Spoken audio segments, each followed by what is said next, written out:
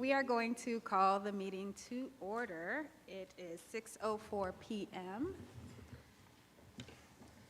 Okay, let's see. So let's go ahead and start with roll call. Yes, ma'am. Mr. Davis? Ms. Gallagher? Here. Mrs. Davis? Here. Dr. Yeager? Here. Dr. Dykeman? Here. Dr. Anderson? Here. Dr. Gantz? Attorney Hull? Here. And Dr. Maddox? Here. Thank you, Dr. Thomas.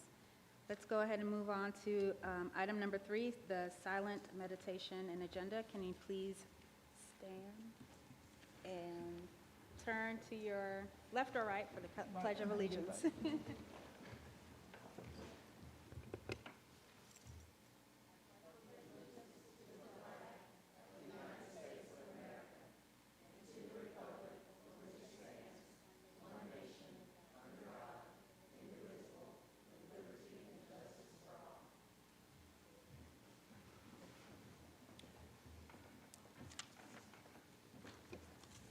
And now for our moment of silence.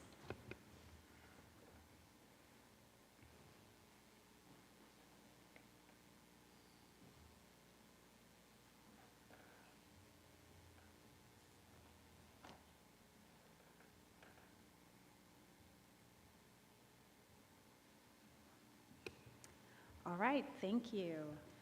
Now let's move on to our recognitions and awards. Thank you, Dr. Anderson. It's that time of year where we're almost at the end of the year, and we have so many wonderful things and students and reasons and staff members to celebrate. So Mr. Scott Thompson is here this evening with our awards and recognitions. Thank you, Dr. Thomas, and good evening, Dr. Anderson and board members. Got a few things to cover tonight, try to be brief. We're going to start out a little bit differently than we have in the past couple meetings. We're going to recognize a very well-accomplished group of students. As you may have read about in recent weeks, the student journalism programs and media organizations at both Clark Central and Cedar Shoals High Schools have had yet another successful year. They've won multiple staff and individual awards and accolades. It's very unique for a school district to have 2 award-winning programs and student-run journalism programs like this, and I think that's something that we can all be proud of, especially as these students are gaining everyday hands-on experience with a very noble profession that's very vital for our democracy. We invited representatives from both the Odyssey Media Group at Clark Central and Blueprints at Cedar Shoals to be with us tonight.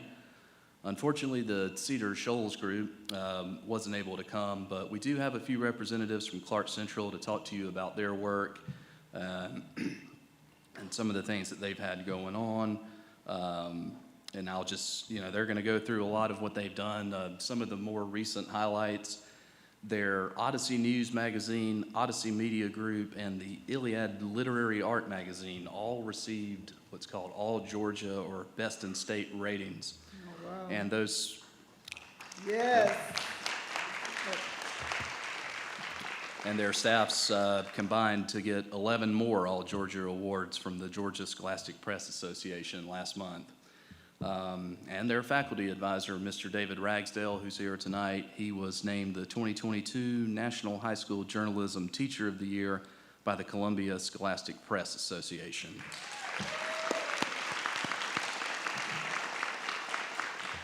So I'm going to go ahead and turn it over to Mr. Ragsdale and his team, and they're going to take you through this little part of the presentation.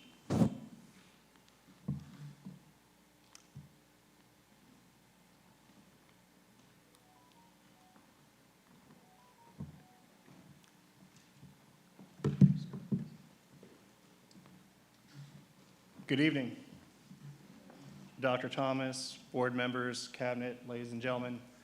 I will not speak very much because this is really not about me. It's about these young people. I have some of my other students in the back there that are representing another student organization here at the district, so I can't tell you how proud I am of the kids. My principal has a saying, and I've adopted it, at the end of the day, it's all about the kids, and I've embraced that. So I'm going to give them the spotlight, but thank you for this honor. It means a lot to me, but it's really their night. Thank you.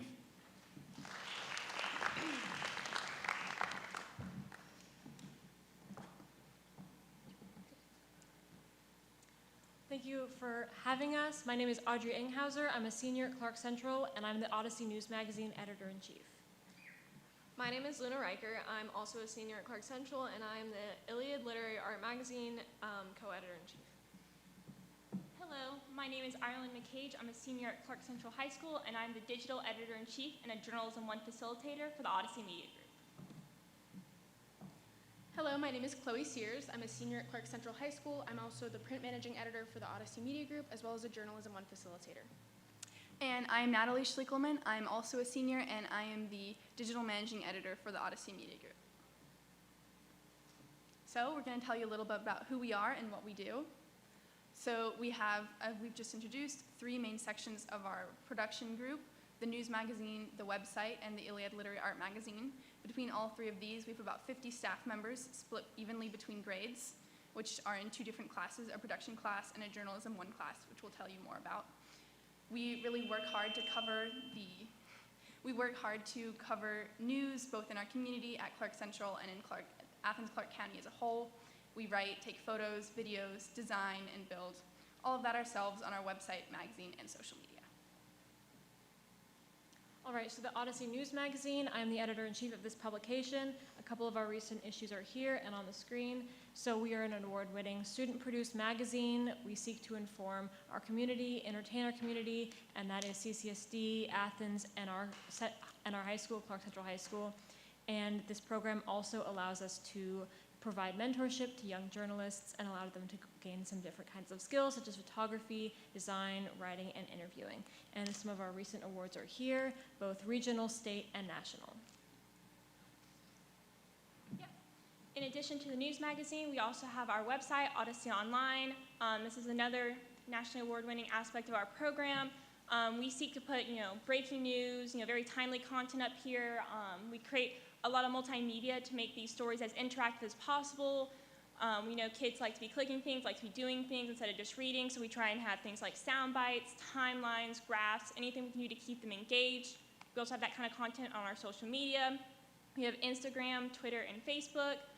We use all of those daily, along with posting daily on the website. Right now, we have over a 100-day posting streak, so we've had at least 1 story posted a day for over 100 days now. And just like with the news magazine, you can see some of our awards. One of the top ones is we just won the Scroggins at the Southern Interscholastic Press Association, which is the highest award you can receive there.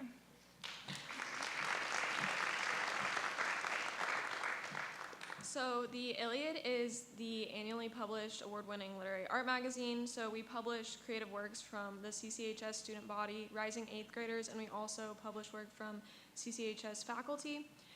So we publish things from music to digital art to poetry, short stories, and last year's magazine won a pacemaker, which is equivalent to the Pulitzer Prize in student journalism.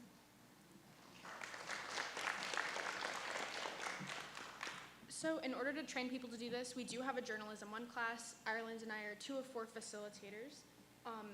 So Journalism 1 is like the introductory class for freshmen. Anyone who wants to be part of the program can join this. We teach them all the foundations they need to know in order to be successful in their sophomore, junior, and senior years, from photography to the basics of news writing, editorials, and everything that they'll need to know.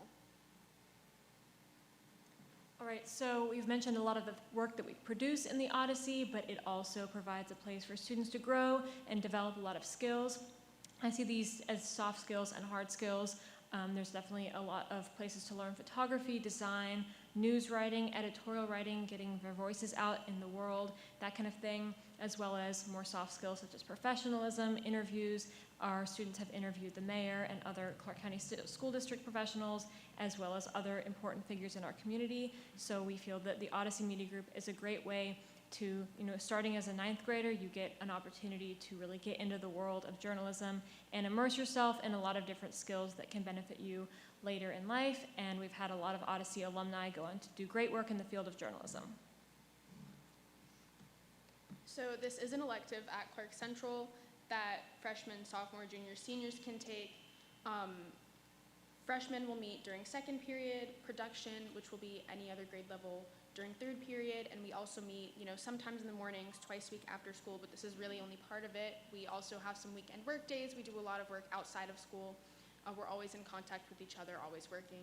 And it's always in room 231, Mr. Ragsdale's classroom at Clark Central. It's a really safe, fun environment, and it's really a place to grow as writers, as people, as students, and it's a really good place to be.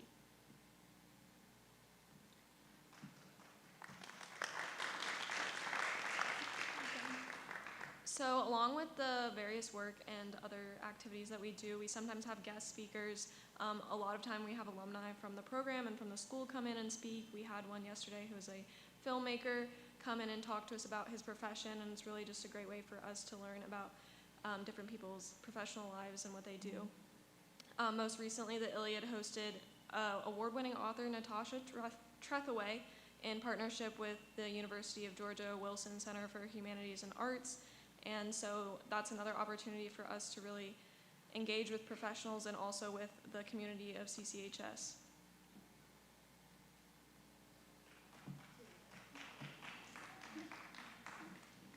Yeah. In addition to all the work we do in class, we also go to conferences. You can see some of the ones we go to listed on the screen. GSPA, SIPA, just to name a few. These are really enriching experiences. Not only do they give us a chance to network and connect with other student journalists from the state and the region, we can also learn from professional journalists, learn what other publications are doing. And it's really just a great opportunity to expand and grow beyond what we could just do at Clark Central.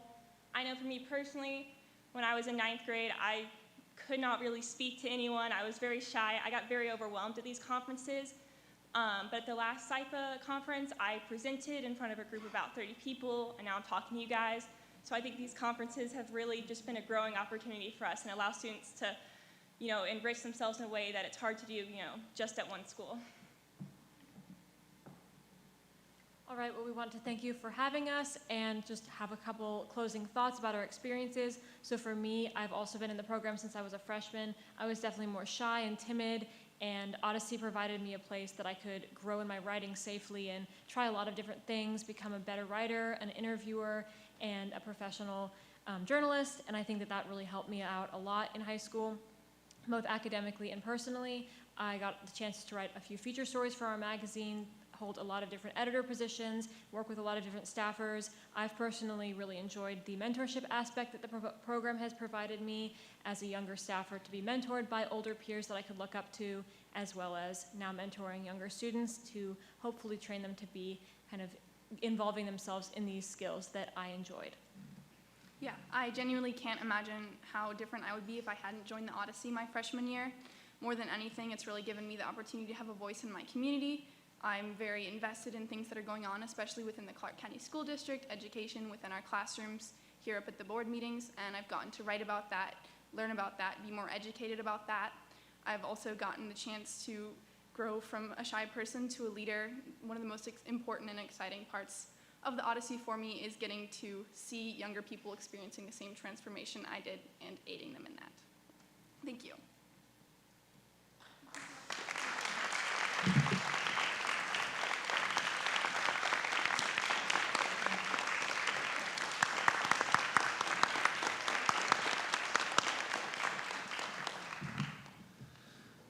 Thank you guys again for coming out. It's just great work there. So the next thing we're going to do, we would like to recognize a very special group of employees, probably the most popular group of employees at CCSD. They always keep the health and well-being of our students and staff at the center of their work. Yesterday was National School Nurse Day, and tonight we are joined by several of our amazing team of school nurses across CCSD. Let's give them a hand.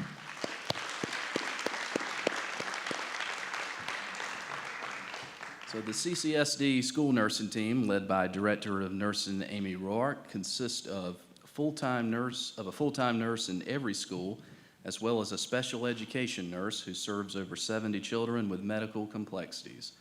CCSD also has a part-time telehealth nurse who extends the services of the Hillsman Health Center to students across the district. And just take a quick pause. Nurse Rourke has asked me to let you guys know some news tonight, that we are very proud to officially announce that CCSD now offers dental services to students and staff through the Hillsman Health Center.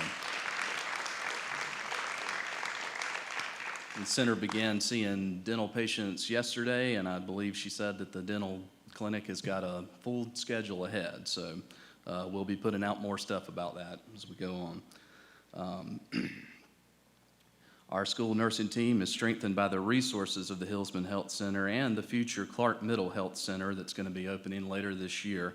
So looking forward to that as they work collaboratively to support the health needs of CCSD students, staff, and families. CCSD continues to truly lead the way in school health across the state of Georgia, a testament to the strength of our school nursing team and the impact that the role of the school nurse has on student success. We've got some certificates of appreciation to hand out to each of our nurses tonight, but first I'm going to turn it over briefly to Dr. Thomas, as she would like to say a few words to our nurses. Yes, just on behalf of Clark County School District, I just want to personally thank you, and we thank you as a team. We recognize the importance of your work, and we're grateful to the dedication that each of you show your school communities and Clark County schools as a whole. We thank you for your commitment in keeping CCSD students healthy, and you have done that at one of the most challenging times that our world has ever seen. Every day across our district, you support students so they can stay in class, they can continue learning, and we know that health and education are closely intertwined with each other. Our kids can't learn if they aren't healthy. They can't learn when they aren't at school. So what you do every day makes a huge difference in the education of our students. And you continue to ensure that all students, we want to continue to ensure that all of our students have access to a full-time nurse every day in every school. And it's because of what you do and have shown us how valuable that is that we continue to have that commitment to staffing. Please know that we see you, we see the hard work that you do, and we know that you make a difference. And we just want to say thank you for your contributions in making Clark County better. Thank you. Thanks, Dr. Thomas. And I'm going to go ahead and start calling the nurses who are here with us up to the stage. If you'll just come up when I call your name, and we'll start with our Director of Nursing Services, Amy Rourke.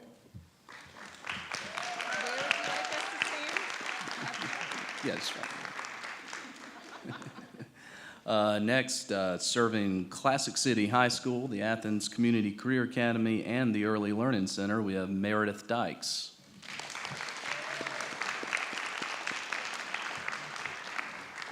And from Alps Road Elementary, Barbara Bithell. From Barnett Shoals Elementary, Leslie Siddons. From Barrow Elementary, Vanessa Lawrence. From Chase Street Elementary, we have Natalie Keatle and Hillary Reagan. From Cleveland Road Elementary, Kimberly Bell. From Fowler Drive Elementary, Mika Sandifer.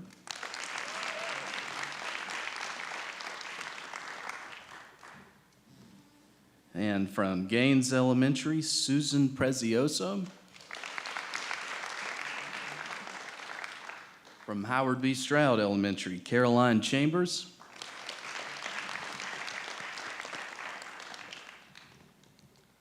From J.J. Harris Elementary, Kirsten Divorcey.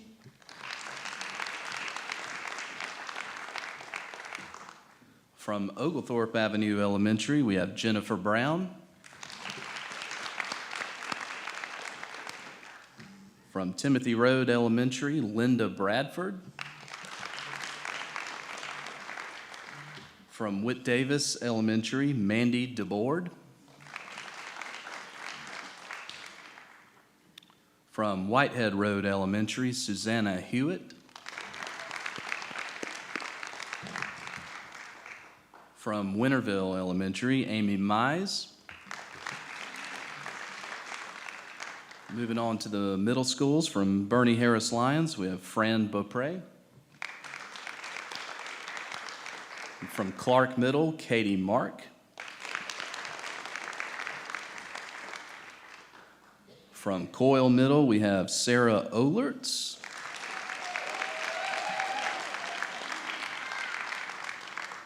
From Hillsman Middle, we have Valerie Crump. And our high schools, from Cedar Shoals High, we have Eve Bazard. From Clark Central High, we have Yvette Robb. And then a few others on the, we also have from Clark Central a clinical assistant, Janae Mason.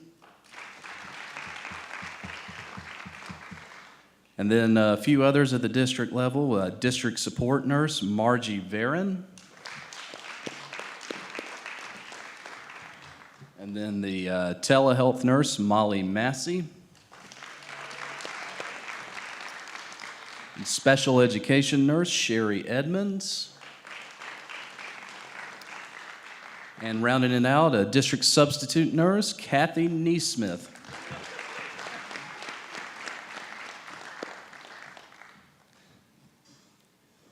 Grab a quick picture of you guys.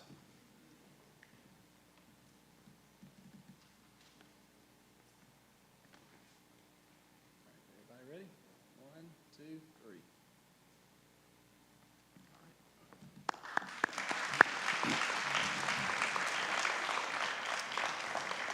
And thank you again, nurses, but before you leave, I want you to stick around for just a minute because we've got a surprise for you guys.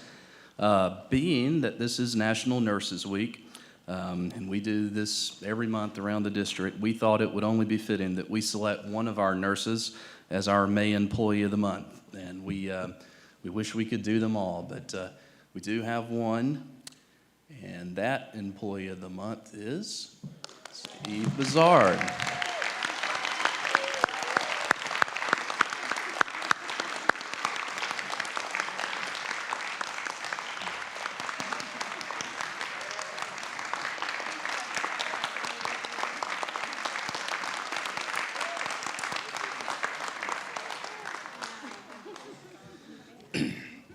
So a few words about Nurse Bazard. She's been at Cedar Shoals since 2017. She's got over 30 years of school nursing experience between Ohio, Rhode Island, and now Georgia when she came to Cedar Shoals. At Cedar Shoals, she single-handedly manages one of the district's busiest school clinics, and she supports a large caseload of students with medical complexities and chronic conditions. And as anyone who knows her will attest, she manages to do all of this with a positive, warm, and welcoming attitude. And here is a quote from Nurse Roark, who submitted a nomination on her behalf. Nurse Bazard works tirelessly to take care of her Cedar family, and her job duties have increased significantly over the past 2 years due to COVID. She thinks outside the box to find solutions and truly goes above and beyond to meet the needs of students every day. And now I'm going to turn the floor over real quickly to Nurse Roark and Nurse Bazard if they'd like to say anything.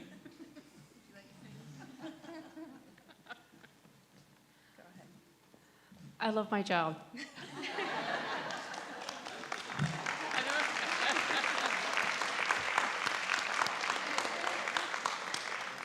Thank you very much. I appreciate it. So I would just say thank you so much for honoring school nurses and honoring Nurse Bazard. She always tells me how much she loves her job, and that is one of my favorite things, her positivity that she comes into her clinic with every day. She is very dedicated to Cedar Shoals. She's been there since she started with us in CCSD, and she has been a nurse for over 30 years, but she's been in school health for over 27 years. So when she came to Clark County that summer of 2017, when I interviewed her, it was an immediate asset to our team. And she brings so much expertise and professionalism to not only Cedar Shoals, but to our team of CCSD nurses. I always say that her unwavering commitment to Cedar is awe-inspiring to me. She considers the Cedar students and staff members truly to be her family. And the last 2 years have been challenging, but she's maintained her positive outlook and her commitment to the work that is done at Cedar Shoals every day. So you can't go over to Cedar and sub in that clinic without somebody saying, thanks for being here, Nurse Roark, but when is Nurse Eve going to be back? And I would say that sums up how the Cedar community feels about Eve and how us as her nursing colleagues feel about her as well. So thank you so much tonight for recognizing school nurses. Thank you, Nurse Eve, for all of your hard work and dedication to Cedar. We appreciate you. Thank you so much.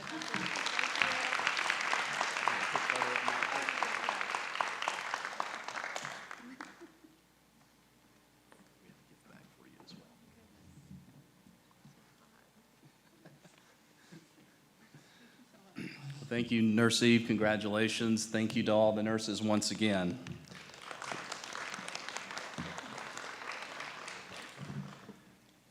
And thank you to the Athens Area Chamber of Commerce local business partners for supporting this program by providing products and services to our winners in the Employee of the Month gift bag throughout the school year. And Dr. Thomas, just 2 more brief items that I just wanted to take time to celebrate tonight with all of you.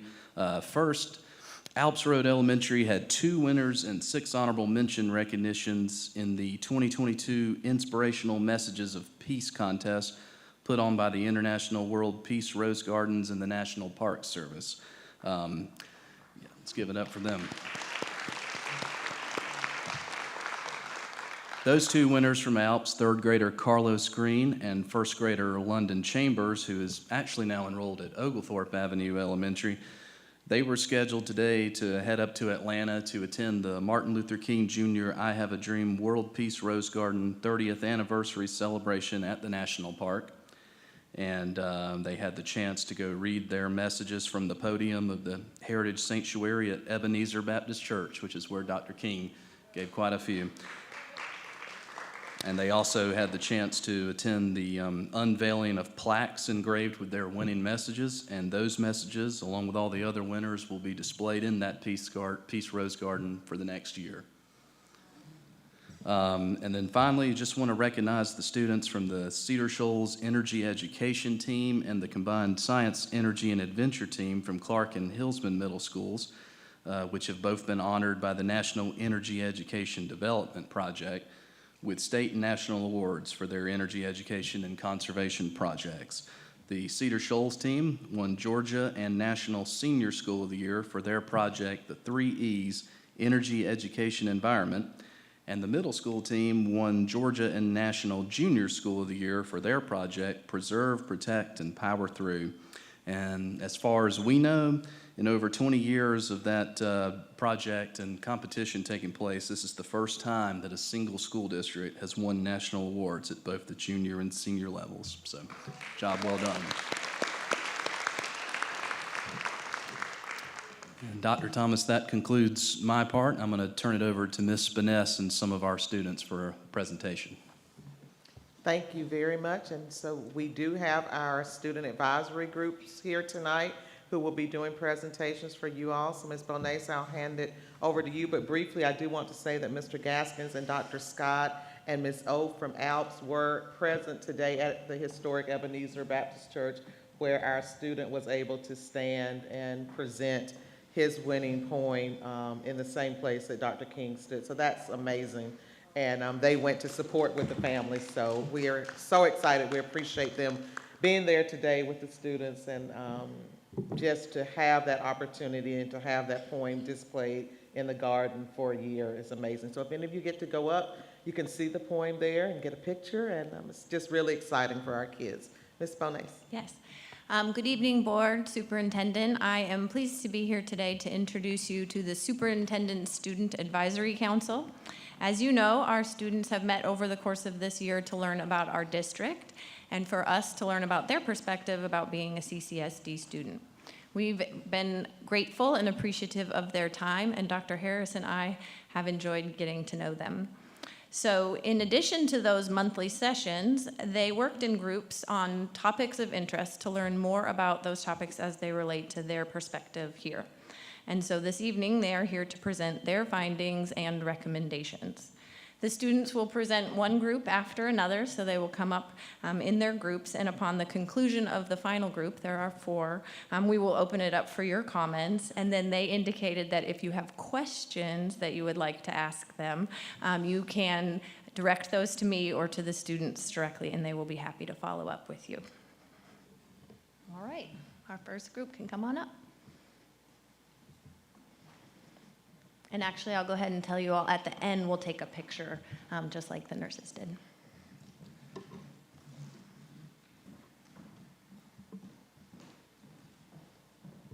right, so this button. Yep. Wait, what is that? This one right here. We'll advance this slide. You got it? Okay. Speak into the microphone. All right, good evening, everyone. My name is McKenna Mincy. My name is Corey Edmonds. I'm Hadiza Sar. I'm Asil Mansour. And my name is Lucas Cornish.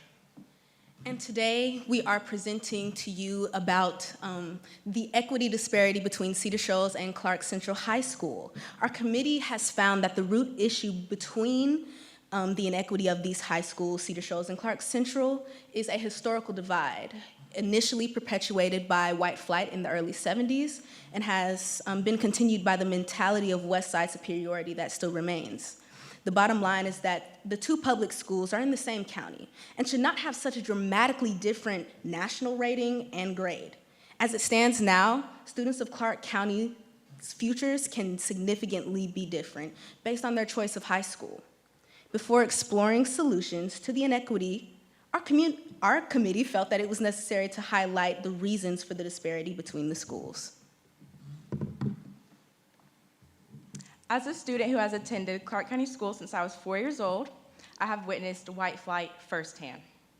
After elementary schools, the families of my friends and peers quickly moved their children to neighboring school districts, mainly Oconee. This is clearly due to the bad stigma that Clark County schools have, especially within the middle and high schools. I think this is an issue that needs to be resolved throughout time because it promotes a lack of diversity and increases negative stereotypes and stigmas about Athens and Clark County. However, with this being said, white flight also occurs here within Athens. In connection between the inequalities between the high schools, many families moved from the east side to the west side due to Clark Central having a better reputation. This ties into how Cedar Shoals is portrayed in the media. Cedar Shoals has a bad reputation that is fueled by an excessive amount of capturing the negative things that go on within our school. Online Athens, social media, and other platforms quickly capture the not-so-great moments that occur at Cedar Shoals more so than Clark Central, which only feeds an untrue and negative stigmas and stereotypes that go on. Just like any public high school, things we may not encourage, such as fighting, are guaranteed to happen, but we must ask ourselves, why is it that we only see and hear about these things happening at Cedar Shoals in contrast to Clark Central? Our committee found that for the most part, solutions to these inequities lay with the students.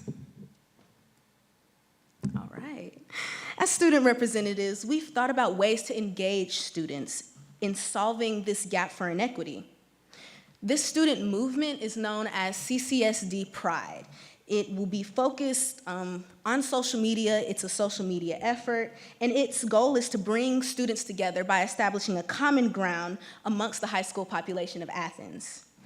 The colors that we have chosen are blue and gold, one from each high school, and will be used as a major part of branding. As you all know, social media is the language of the students.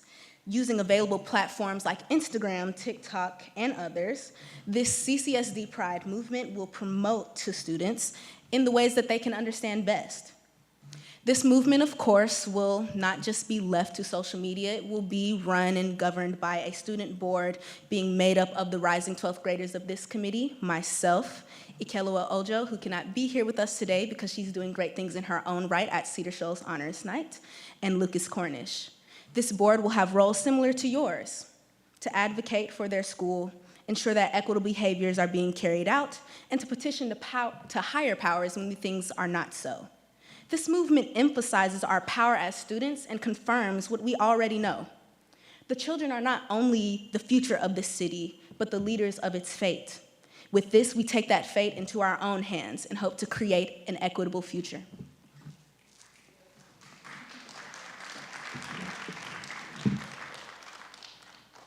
This is not to say that there are not things adults can do as well.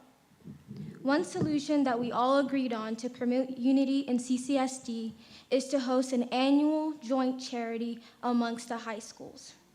The money will be raised through both high schools from the students, the faculty and staff, parents, and alumni.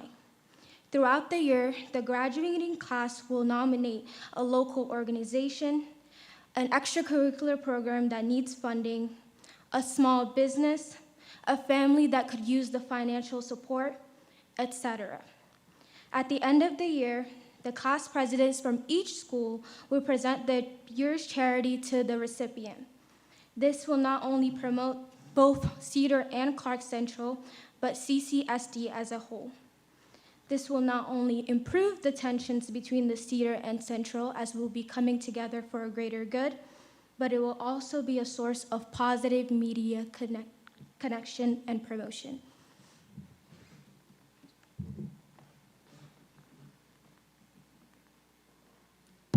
Another way adults can help diffuse the tensions between both high schools is by facilitating a joint festival. So every year we have a CCSD Fun Day, as we know, at a park, and parents can come and they can learn about organizations and opportunities at Cedar Schultz, or in Clark County.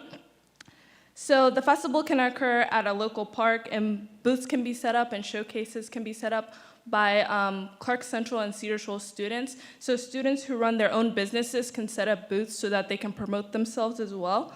And there can also be different clubs at this festival. And there could be student performances by fine arts programs at both schools, and there could be even joint performances. Festivals are known for being really celebratory and lighthearted, so a festival that's promoted at both of these schools would be really good in bringing students together and making long-term relationships between both schools. These are just a few ways adults can help, and if you guys want to learn about more, you guys can contact us and we'll send you guys a little flyer about it. In summary, Clark Central and Cedar Shoals as a community are separated and need to come together. To fix this, as they have already said, we can start with events to bring together students from both schools to find a common ground with each other. We can also create fundraisers to help support our local community and also bring together the two schools and the community of students. These solutions may be simple, but they can work as long as we put them into action. Thank you.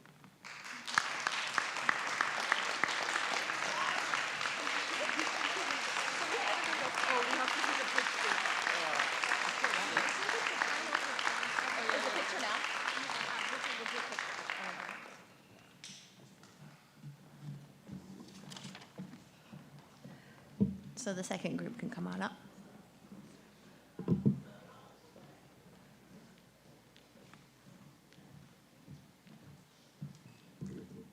Hello, everybody.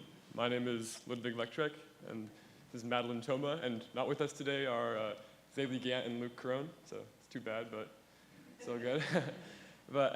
So our topic we chose was bus driver retention, and while it might not seem as an overly glamorous topic, it's really important for our school in general so that bus drivers and support staff are treated with the respect that they deserve.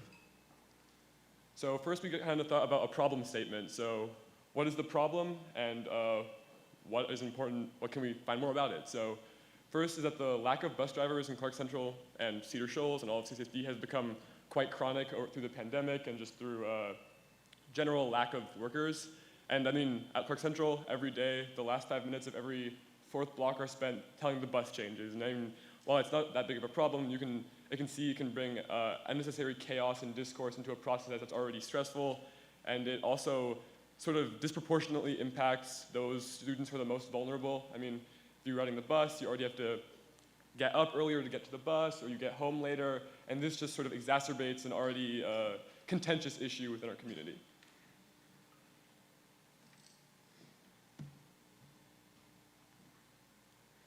And so to solve this problem, we ran a survey and interviewed a collection of bus drivers. And the main issues that they responded to the survey with were lack of childcare for bus drivers with children, consistency of routes, so being able to drive the same students to the same places every day and not have unnecessary confusion, student behavior during bus rides, and having to cover for other drivers.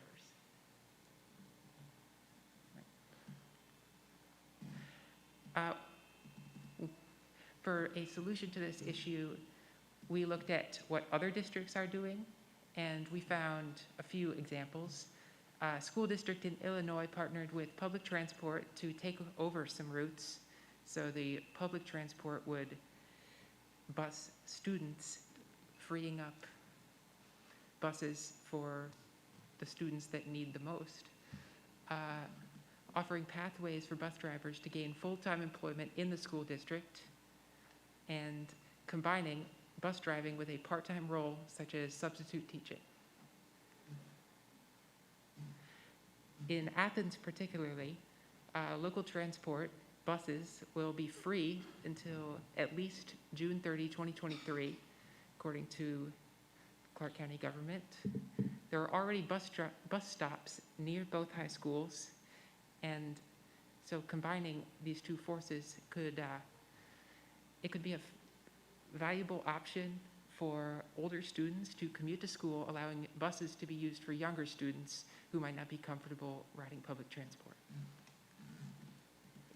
And then another kind of, I guess, like classical option was something like substitute teaching, because I think as we all kind of know, substitute teachers have been in increasingly a shortage in Clark County. I mean, we have to sometimes close the schools because we can't fill enough people into the rooms.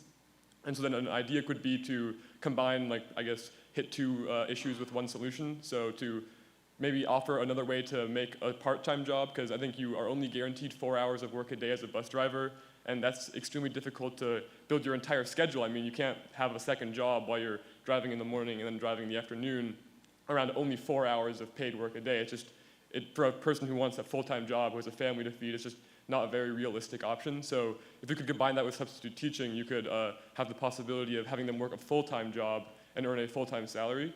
However, when we asked the bus drivers, what would you feel about this kind of idea, only 29% responded positively. And while that's not a large amount, for that 29%, that could be another way to raise the income and be an organic way to solve two problems.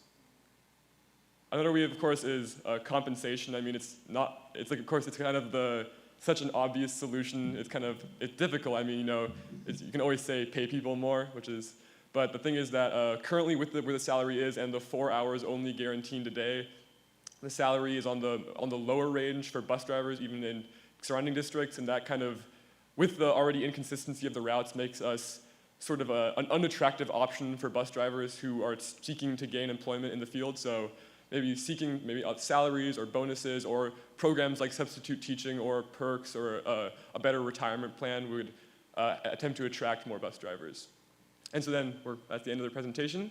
Acknowledge Miss Emily Bonez, Dr. Lawrence Harris, and of course the bus drivers who graciously filled out our form. Thank you so much. Thank you.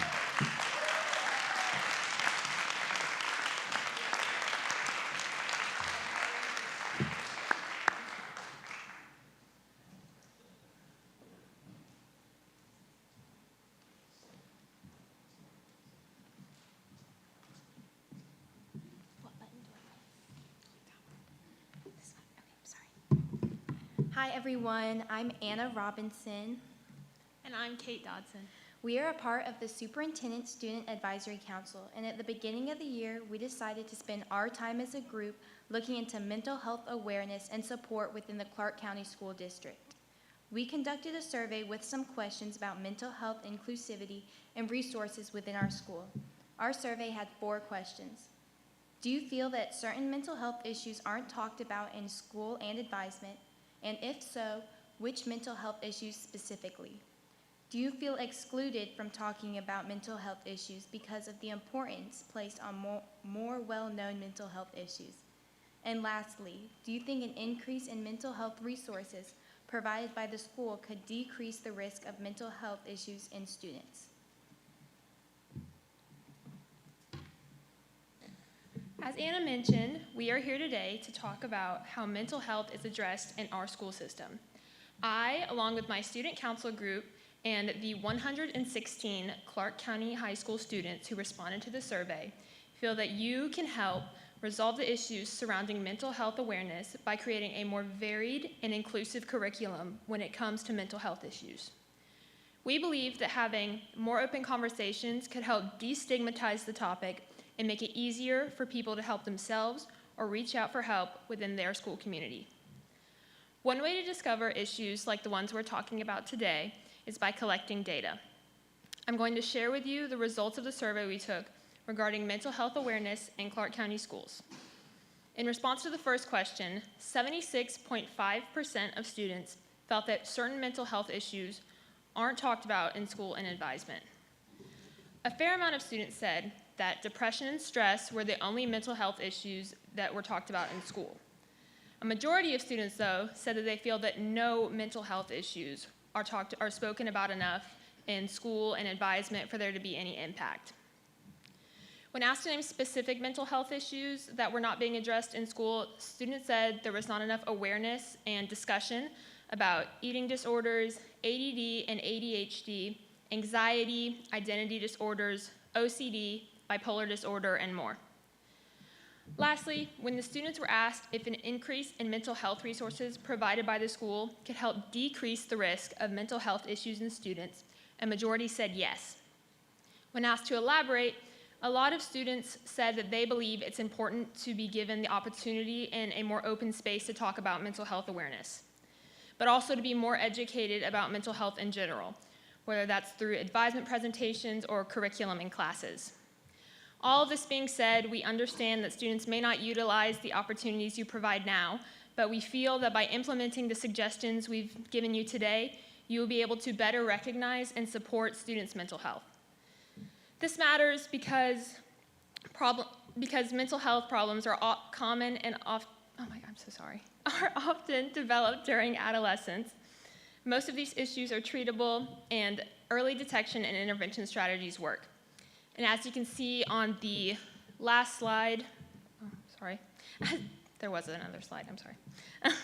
There are some other more in-depth suggestions for you all to look over. Thank you so much.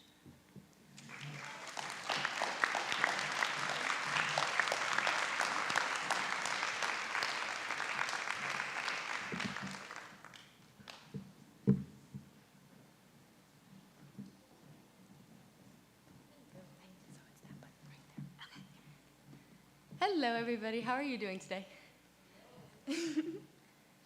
Good evening, everyone. My name is Grace Habibi. I'm in 11th grade, and I go to Clark Central. And I'm Callie Ofri-Samultanos. Y'all can call me Callie, and I'm also a junior at Clark Central. So this year we were tasked with understanding Clark County School District's method of discipline and working to brainstorm more effective methods that may better serve our community. So, also, let me add real quick that this is not the version of our presentation we were planning on presenting, so bear with us as we try to navigate this one. So we are missing 2 of our group members. Go back, sorry. Aiden Dowling and Taya Wise. Aiden is in 11th grade, and he goes to Cedar Shoals. And Taya Wise is a 12th grader, and she goes to Clark Central. Yeah.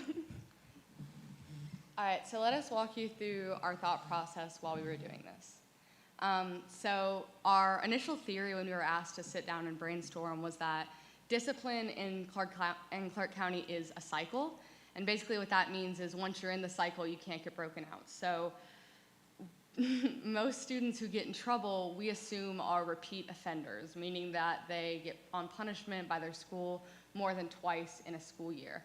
And this cycle can start for a ton of reasons. So maybe the student realizes that if they engage in a certain behavior that they'll be removed from class and miss the rest of the period. Or maybe they realize that just doing something will take them out of class or get them out of trouble, or they'll go to ISS and get to stay the rest of the day there with their friends who are also in ISS. But regardless of the behavior, if the behavior continues, the student will miss more class, and then they'll be more likely to do the same thing again and again. So some of our solutions that we came up with was lunchtime seating. So anytime a student is missing any period that they're going to lunch to, and then they decide not to go to that period after lunch, we might want to revoke their lunch with their friends, and it might just have to be where the student eats lunch with the teacher and in their room so they can attend class and go to the next period. Another solution was some assigned mandatory reflective work. So this encourages the student to get to the root of the disconnect for the school, but will give educators an opportunity to see that as well. So our theory is that the more students that are broken out of this cycle, we'll keep them in their classes and success rates will be higher. Something I want to add that isn't on the slide because we're not using the presentation that we were thinking we were going to is that we really want to make sure there's a correlation between what the student did wrong and what their solution is, what their punishment is. So I like to use the example of if your child stayed out too late, you wouldn't take away their phone because what would that do? It wasn't their phone's fault. You would push the curfew back an hour. Or if your child was doing something wrong on their phone, then you would take away their phone. It would make sense. So the lunch thing is just one example of that, kind of figuring out what we can do that actually makes sense in regards to the student's case. I don't think that ISS is a one-size-fits-all, and I think that we use it like that a little too often. So our ending thoughts is students just want to repeat this cycle for a variety of reasons. They get in trouble and they want to stay out of class. They keep staying out of class because of disciplines like ISS. And our main goal is to break them from this cycle so each student can be successful in and out of the classroom. Thank you. It's been an honor to be on the Clark County Superintendent Board. Thank you.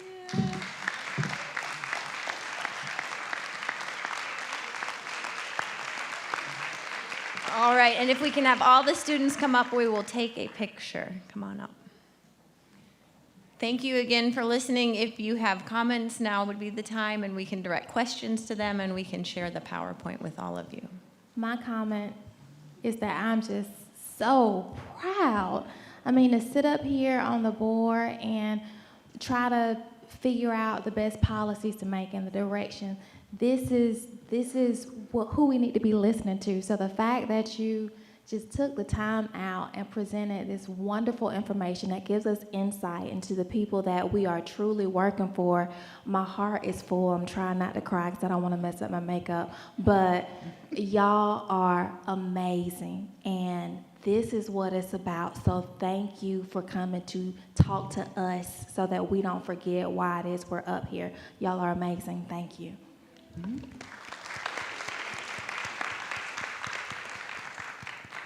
As you all are taking your picture, you don't have to turn around. I just want to thank you because this was my first group and I was in tears as well. I've just been so proud, and this was them, and they're hard, and they ask hard questions, and they don't mind asking the hard questions. And we made some changes. Graduation was changed because of them saying, why do you have to do the same thing at both schools? Why are you doing this? Why do we have to be outside? Why do we have to sweat? And then we had things about prom. I mean, they would ask good questions, and they are so smart.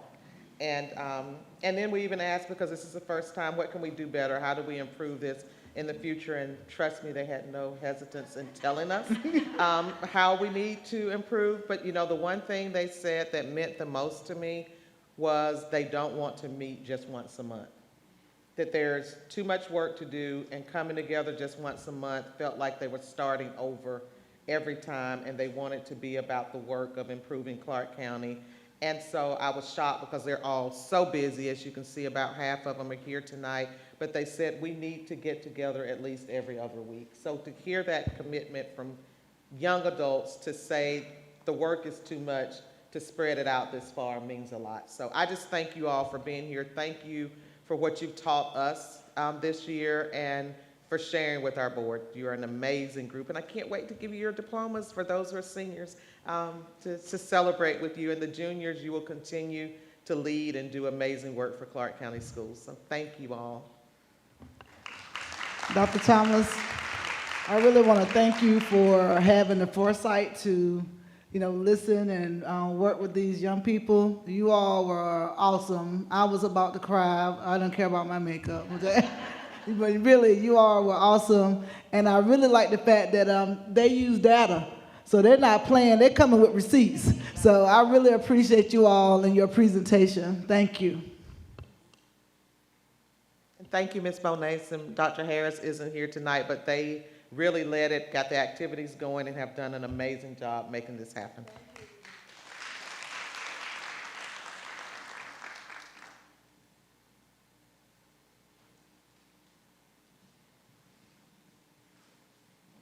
Dr. Anderson, I know it was long tonight, but this is what the work is about, and it's been about the children, and we've seen some great things, and so thank you all for your patience and for allowing us to share our young people with you. And this concludes all of our presentations and recognitions. That was not long. I got enthralled, and I don't even know how long it took. 5 minutes? I stopped, really. Yeah, time stood still. That was amazing. All right, we will move down to our next item, board announcements. Would anyone in the board like to make an announcement? Dr. Dykman? I have one quick announcement, and it is that Books for Keeps has been going to all the elementary schools and distributing books. So every kid in every elementary school gets to pick 12 books of their choosing, so everyone in kindergarten through 5th grade. And they are still doing book distributions, and they need volunteers to help them go into the schools and help with the book distributions. And it really is like the most fun that you can have volunteering, because all you're doing is sort of like facilitating kids being super excited to pick out free books and just helping them with that process. So if anyone has time, they are still doing book distributions through Thursday of next week.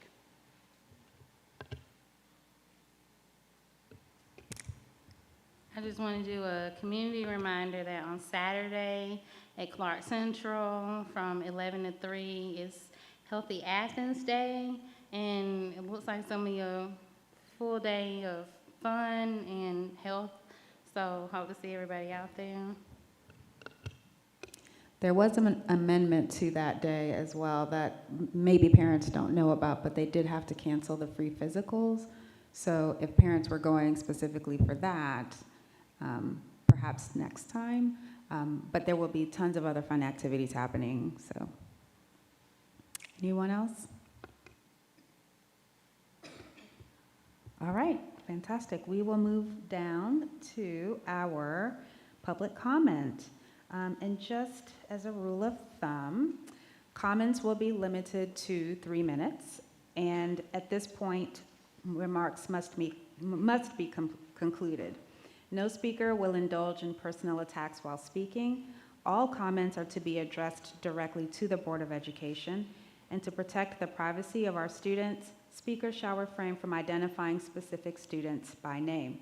Personal concerns may be addressed in writing to the superintendent or president of the Board of Education, and written copies of comments may be provided to the board as well.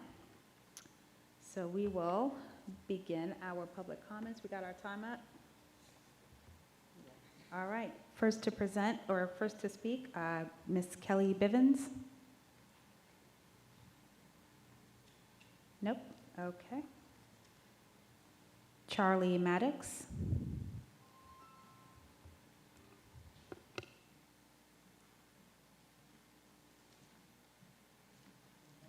I'm Charlie Maddox, 115 Avalon Drive, Athens. That's the way they do it downtown. I wanted to come to get an understanding and hear some more about the West Broad School situation. I thought it was settled. I thought we did this. We're back and forth and back and forth. And for some reason, it just seems to be unsettled. My thing is, it is Clark County School District property. nobody else is selling property, and nobody else is giving property away. I think we as Clark County School District need to come up with a way that we can use it, to advance the things. I mean, those amazing students that just came up here shows us that the sky's the limit to what we can do with it. We don't need to look, to anyone else, but to look within and see, what we can do with it. We don't need to try this group or that group. We need to support them and support ourselves within the school. So as recommendations come, and I don't care where they come from, if they come from me, they need to be about these students, the ones that are here. They told me don't make it a personal thing, but my daughter's graduating this year. Y'all might not see me in a while, but I have one that graduated about 30 years ago, so I'm still here. But let's invest in these students. And what better way than to do that? I believe if you gave them the task of making a decision on what we need to do with that, they would come up with something that would blow our minds, that we've not even thought about. So let's just think about that instead of going through what they say, what we always do. A lot of that, what we always done, if we keep doing it wrong, we're going to get what we always got. Let's try and see what our students say it ought to be.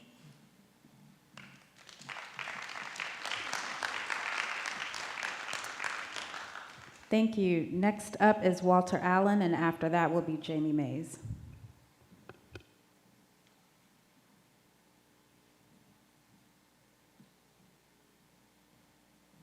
Well, I come up speaking as a taxpayer, first of all. The decision has already been made. We met with John Gilbert. Is John here? He assured us 99% that it would be, West Broad Street School would be a place for early learning. That's 3 and under. He showed us the architect of what it looks like. And even though we had questions, he said it was a done deal. So, and I've come here before because I thought it was a done deal. I thought that West Broad Street was going to be an early learning. I was talking to a person who had a nonprofit organization. He told me that Athens Land Trust was asking him about space at West Broad Street School. I said, what? Yeah, he was inquiring about space. And I say, that's a done deal. So maybe, but the trust with land trusts and this board is not very good. They have torn the community up. You've had to have commissioners to walk outside, leave a room with escorts. You have people that working for land trust, but on the board. And you have people that have been on the board of land trust. And we need an early morning. So the trust in that is even what John mentioned, that it's a done deal. This is what we're going to do. Why am I back up here? Why am I back up here? We have an early learning. We just have community engagements. That school would be a great resource. It's close to 3 public housing. So the committee, the community engagement team right there. You got walking distance, Broad Acres across the street. You got Rock Springs there. You got Park View in walking distance. Yes. This is what it's supposed to be. That's where the money comes from. But it's a done deal. We should be no more talk about it. And it should be no more open discussion about it. And all the players and the characters that have disrupted this board and everything, I hope that as a taxpayer, we don't have to take, we're already being investigated. You're already under investigation. So,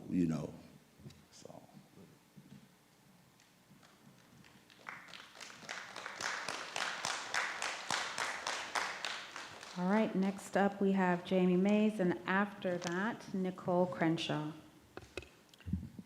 Good evening, board, district members, and community. I'm coming to you still floating off the high of spending the day with other Villa participants in our final day of the pilot program, bouncing around on a school bus between schools all over the district, being able to walk the halls and see the faces of children and teachers, and running into friends as they worked within the school buildings, hearing about the work that's been done with the community schools organizers and the family engagement specialists during the school year, and the vision for what could be possible for our schools and communities. A whole day of it left me tired, but energized. I needed to be reminded about the potential for good within our schools. I am not known for always finding the positive in our school system. It has been so difficult to find things to be positive about when there is a consistent stream of painful experiences coming to me from teachers, parents, and even children in this district. When your neighborhood school is going through a difficult time, it can be so hard to focus on anything else. It has felt so callous to be criticized for shining the light on these dark spots, to be told that I need to focus on the positive. We are all just holding on to one another for dear life, treading water in what feels like extremely dark night in an ocean of despair. But today, being in the building and getting to have conversations with the Villa participants and school employees, I was reminded of the humanity of our schools. I saw the pride on the faces of the children who greeted us at Oglethorpe Avenue and the joy as they gave us each a gift bag full of treats. I got to see real exchanges between Dr. Gorham and some of her Clark Middle students as we walked the hallways together, authentic moments, unscripted and real, raw and honest, and it reminded me of what community felt like. I was able to listen to and witness the confidence of 2 8th grade peer leaders at Clark Middle as they gave us a tour of their campus and answered our questions. I met Courtney Reese, the family engagement specialist, and Tamaine Jordan, the community school organizer for Cedar Shoals High School, and got to see their passion and spark for connection. I got to see and hug teachers that I first met as parents when their children were in my own classroom years ago. Even the bus driver who drove us around all day, I saw him again as he was sitting at Oglethorpe waiting for the kids to board at dismissal. The connections that we made through the Villa program were the exact kind of community connections we've been missing. It's easy to forget that Athens is actually a small town sometimes when there are tens of thousands of people flooding the city for football games. That's what it's going to take to repair what has been broken here, connection. From that connection, we can begin to work together to build capacity to create change. We can't go back in time and undo what happened at our school. The pain is still there. It still feels very unresolved. It will continue to sting for years. But we can advocate for changes in policies by speaking at public comment, having meetings with district leaders and Board of Education reps. We can be voracious and unrelenting about seeking knowledge about how the school system operates, who pulls the levers and pushes the buttons, how we can solve problems instead of just talking about them. People working at jobs in the district come and go, but the policies that govern our schools and communities aren't going anywhere. Thank you.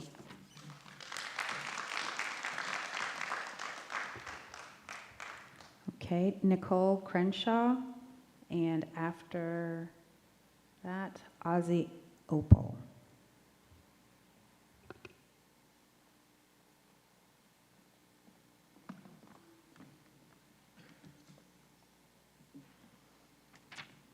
Hello. I am an Oglethorpe Avenue elementary parent of 2.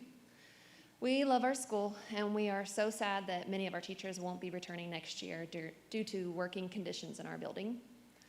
But our family is not leaving. We believe still that our district wants to do better to help every child succeed. I am seeing proof of it in new policies, curriculum that will truly address learning differences, community-oriented programs like Villa. It's really amazing what CCSD can do. But our school cannot move forward without healing. And we cannot heal until we know that CCSD creates policies to protect the very lifeline that connects us all, our teachers. We cannot do this without them. We need policy to prevent this pattern of unchecked authoritarian behavior from principals and principal supervisors. Teachers at our school are being targeted by our principal, especially those who are leaving, but also many who are staying.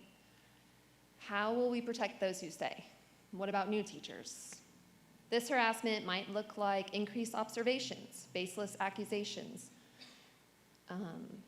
being blamed for classroom behaviors, losing long stretches of instructional time while being yelled at, and sometimes that occurs in front of students. Sent home for wearing black or darkly colored denim pants. having planning periods taken away. In the words of one teacher, the lack of accountability by administrators in the district is why teachers and staff are leaving. Blaming and bullying create distrust. Distrust creates a toxic work environment. What's worse is that these conditions are also students' learning conditions. Dr. Singh targets teachers and does not provide them with support. And no apology has been issued by our school or the district to the staff and families at Oglethorpe for these terrible working and learning conditions. Our kids know what's going on. They either hear with their own ears or see their teachers return from being reprimanded in tears. Can you imagine returning to your classroom in that state? I want to end with a few comments from my third grader who believes that everyone deserves to be heard and respected and valued. He made this sign the day he found out that his teachers would not be back next year. He already knew why. It says, what does it say? Teachers need a voice. So many good teachers are leaving, and they don't want to. Who is going to teach us? I feel like there's not a lot of fairness. Teachers need to be respected for who they are. Teachers sign up for teaching to make learning fun for kids. School used to be super fun. Now it feels like we have to become robots. I will miss all the teachers who are leaving our school. Please don't delay acting any longer. Thank you.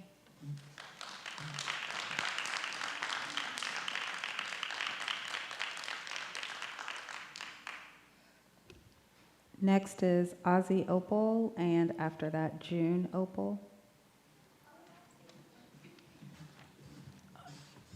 We're together.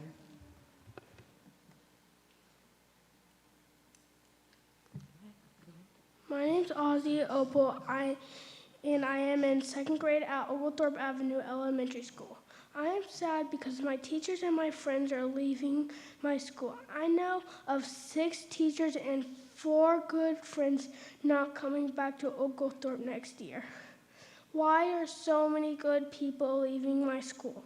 How many more teachers and my friends will leave next year? Now I'm doing it in Spanish. Mi nombre es Ozzy Opal y yo estoy en segundo grado at Oglethorpe Avenue Elementary School. Yo estoy triste porque mis maestros y mis amigos are leaving mi escuela. I know of 6 maestras y 4 amigos buenos not coming back a la escuela próximo año. ¿Por qué personas buenas estás leaving mi escuela? ¿Cuántos más maestros y amigos will leave next year? I'm Ozzy, I'm in 2nd grade. DOI, teachers and friends are leaving. Is our school that bad? That's all I have to say.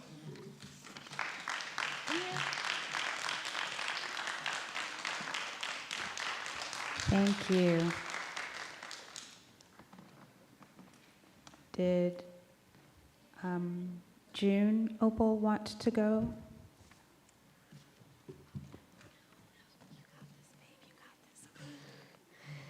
My name is June Opal. I am 10 years old, and I am in the 4th grade at Oglethorpe Avenue Elementary School. I also have anxiety. I am sharing this with you because it is important to know as I share my story about the bomb threat that happened at our school on December 17th, 2021. It was supposed to be a fun day. We got to wear our pajamas to school. We were going to have hot chocolate and celebrate. I saw the TikTok videos about making today a day about bringing guns and bombs to school, but I didn't think it was real. While I was in class, the word lockdown appeared on the whiteboard. We all squeezed into a corner of the classroom. Then I thought about the TikTok videos. I saw in that they were real. I was scared that I was going to die. I was scared that my friends and teachers were going to die. Then we left the building to go across the street. I felt better being out of the school, but I was still scared. I didn't know where my brother was, and and wondered if he was safe or if he was scared and crying like me. When we were outside for 2 hours, I had to go to the bathroom, but I didn't want to go in the woods.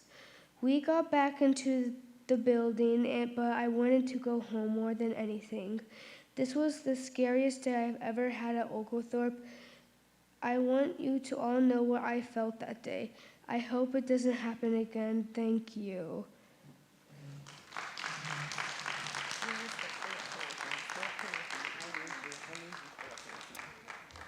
And Christina Opal.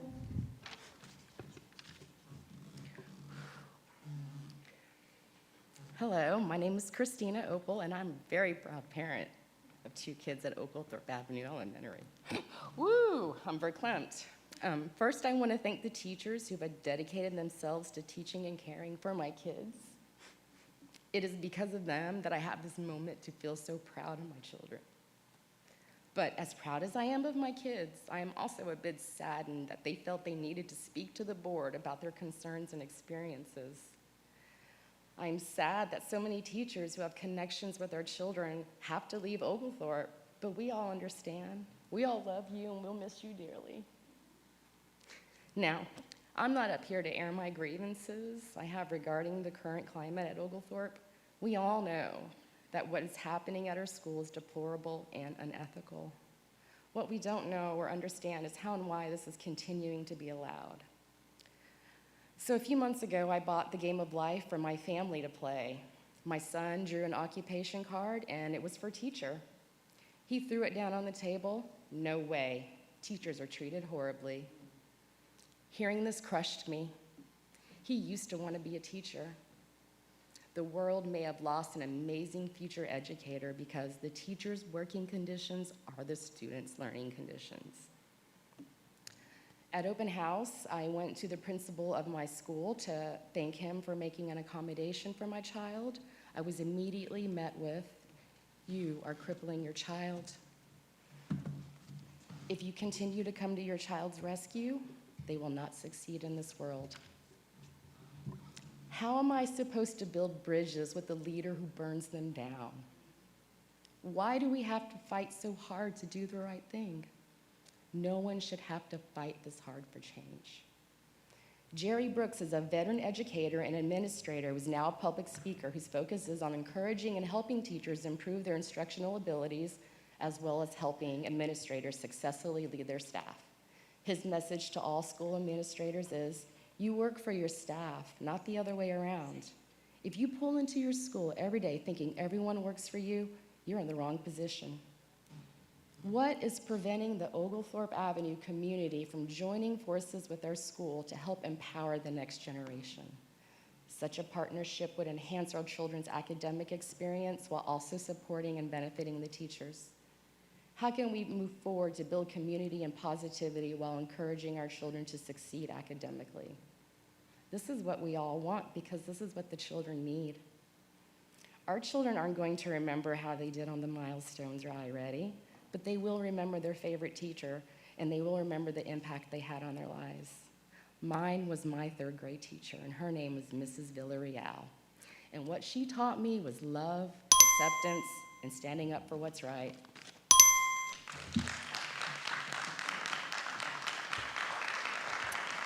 Thank you. Next, we have Emily Krim, and after that, Corey Pringle.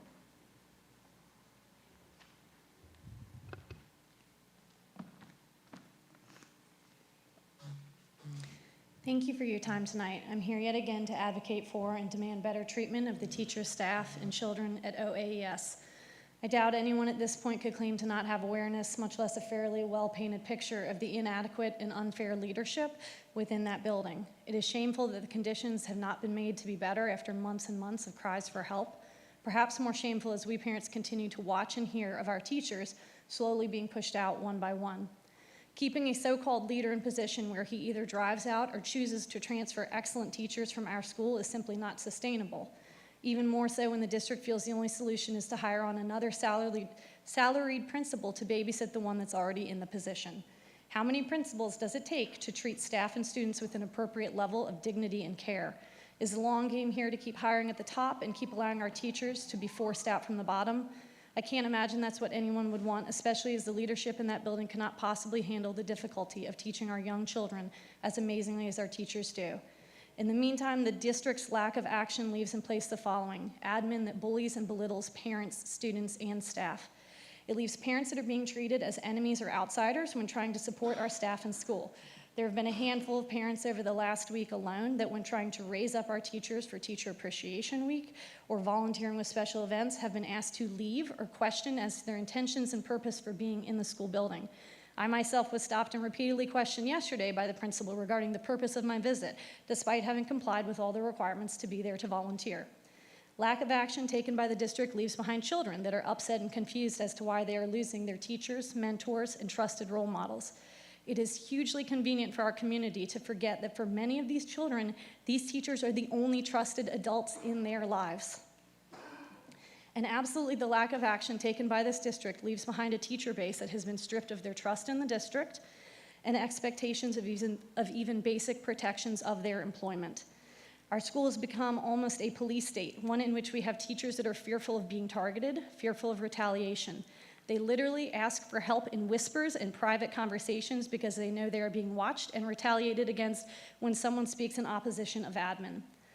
Mull on that for a second, that professional adults committed to their positions and their children having to ask through back channels and whispered exchanges for someone to please help them. I cannot tell you how many times I've heard teachers ask the, at this point, rhetorical question of, do they not care about us? It is disheartening that things have progressed this far and that perhaps nothing substantial will change until it's too late. Already it is apparent that we are facing being grossly understaffed in areas such as DLI and special education. In special education, currently there are no returning teachers for the LID program. And those are just the numbers, a quantitative picture. It doesn't even begin to depict the qualitative impact that will exist from us losing our teachers. Thank you.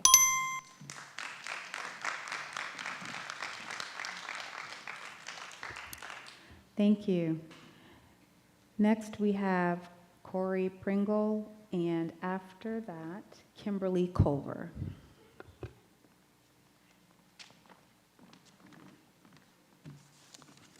Hello, everybody. I have to laugh because I teach math, and I'm watching these people come up with these gorgeous speeches, and I literally have mine on flashcards. So here I go. I would like to speak about the school climate at Oglethorpe Avenue Elementary. I've been a teacher here in Clark County for 15 years, minus 8 days, and a parent for 13 years when my oldest, who's now a junior at Clark Central, started pre-K at Oglethorpe Avenue. I've been involved in PTO at Oglethorpe and BHL for many, many years. I love Clark County. I love Clark County. I teach English language learners, and part of my job is to make families feel welcome and heard, regardless of their language and/or cultural differences. Last week was Teacher Appreciation Week, and last week I did not feel welcome, and I know that there are other people who did not feel welcome in this school that my children have attended for 13 years. 2 weeks ago, Clark Central, where I work, got a menu from our PTO with all the great things they were going to do for appreciation for us. And at that point, I realized that I needed to do something to help show appreciation for the teachers at Oglethorpe Avenue. I got a group of parents who were willing to help me, and I emailed Dr. Singh, Ms. Scott, Ms. Tedford, our PTO president, and Ms. Jackson, Ms. Angela Jackson, because I understood she was soon to be part of our school. I tried to communicate so we could do something special for the teachers every day. It was not clear what the admin was doing, so I created a menu for what I thought was happening, what the PTO was doing for the teachers for the week. Then I was told by Dr. Singh not to include Ms. Jackson and only direct my comments to him only. Also, that admin had already done some of the things that I put in my menu, so that I needed to switch those things, even though that was not communicated to me initially. He also said that he hoped that I had communicated with the PTO, even though they were clearly addressed in the emails that I sent. I was told by the teachers that nothing that we did was announced or mentioned, or the menu was not shared with the teachers. This has already been mentioned, but asked a parent to leave when they were trying to stock the yogurt bar. I was treated very rudely when I came to clean up the yogurt bar and asked where I was going to take the things, and I just entered back to my home. And we only saw Singh one time while we were setting up the yogurt bar, and he said nothing.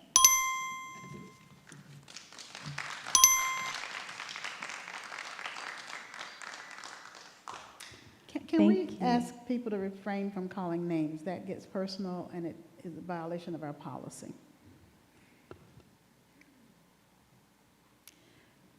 Thank you. Next, we have Kimberly Culver, and after that, we have Array Culver. Airy. I'm Yes, sorry, that's Airy. okay. That's okay. Hi, my name is Kimberly Culver, and I am here to read on behalf of one of our other parents. It says, "Good evening. My name is Adrienne Freeman. I am the parent of a student in the LID Low Incidence Disability Program at Oglethorpe Avenue. My daughter has attended OAES since the fall of 2019. She's been lucky to have caring teachers and paraprofessionals that were dedicated to meeting her educational needs, even when we were quarantined for months in 2020. She asks for her parapros daily and gets excited to see them each morning. During the bomb threat incident in 2021, my daughter was one of the children outside for hours without access to a bathroom and without the routine that she is used to. There seemed to be no plan in place to accommodate the students with disabilities at OAES during an emergency.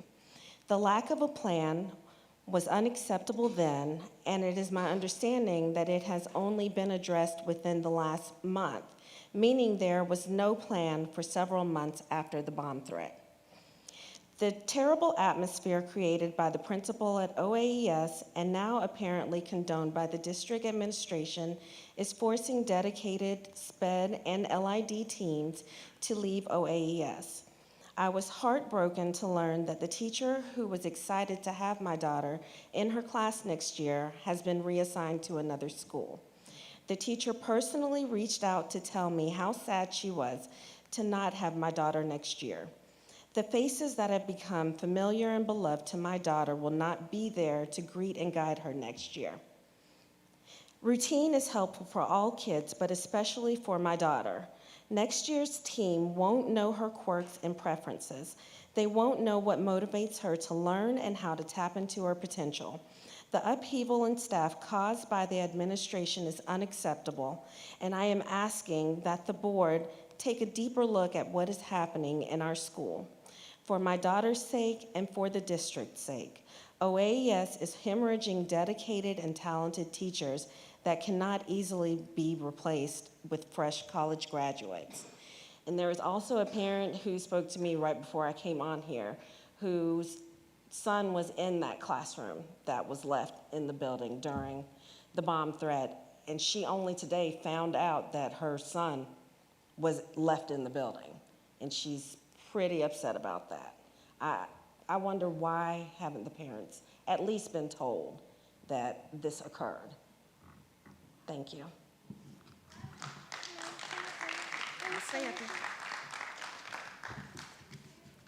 Ari Culver? Airy, like the air in the sky, air. I am so sorry. Again, Airy Culver. Yes, thank you. Good morning, kids and adults. My name is Ari. I am 7 years old, and I am in Miss Shear's DLI class.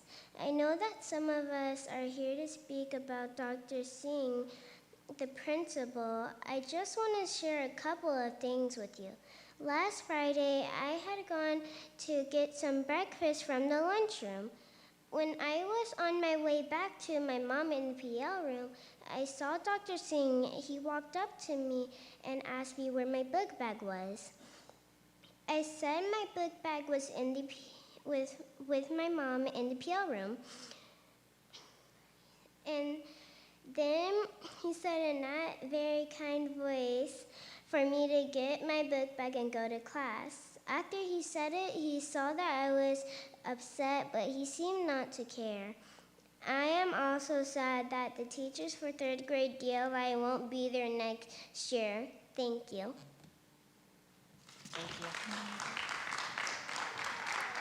Thank you, Ari. Next, we have Mary Bagby.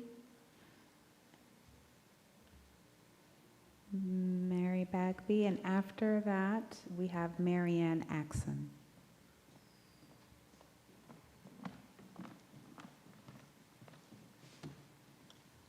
Greetings.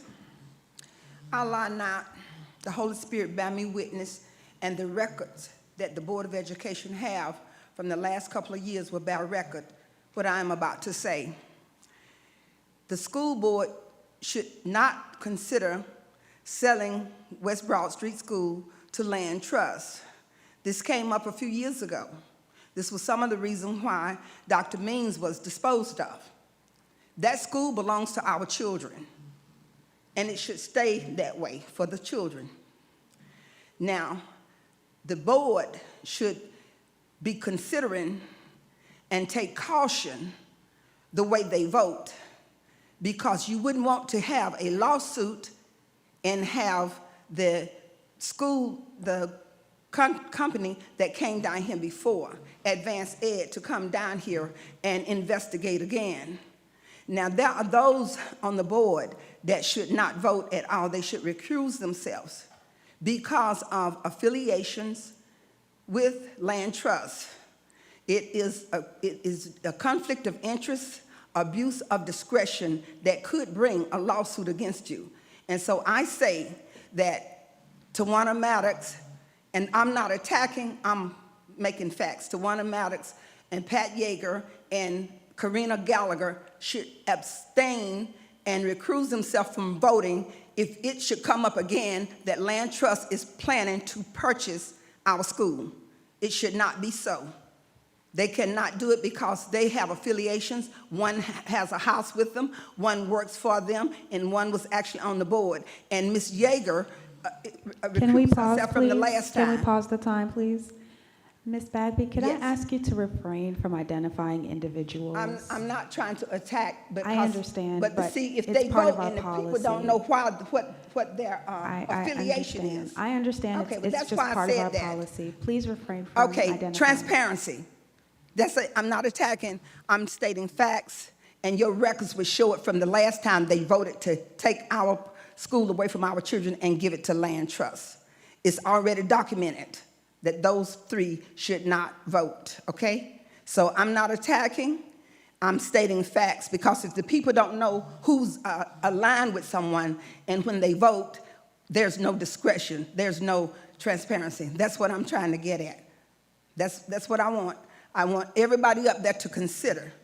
If you have any affiliation, anyone up there, any affiliation with Land Trust, you need to recuse yourself, because there will be a pending investigation. Thank you very much.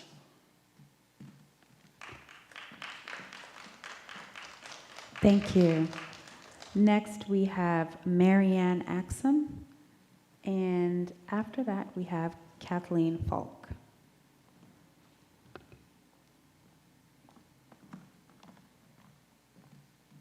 Hello, good evening. I did not prepare any written statements for this evening, but I just wanted to come and speak with you guys as a parent at Oglethorpe Avenue.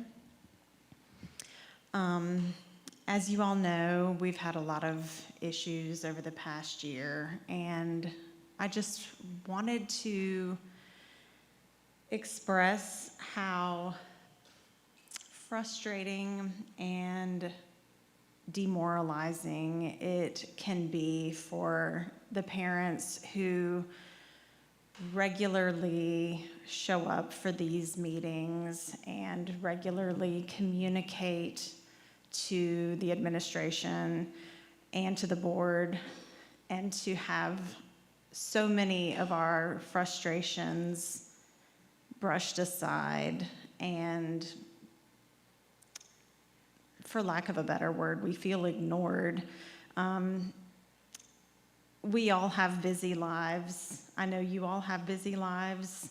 I've been up since 4 o'clock this morning at work, and then I came here after 2 hours of dental work today so that I could come and be here.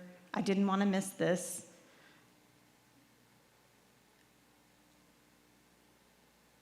And it's just frustrating to know that so much work has been put into having our voices heard and having the teachers' voices heard, and it feels like we're getting nowhere.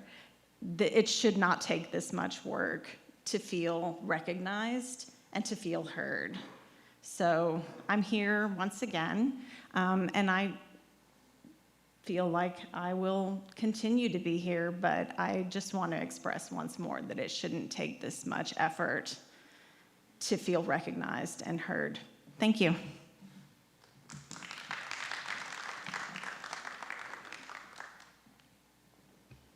Thank you.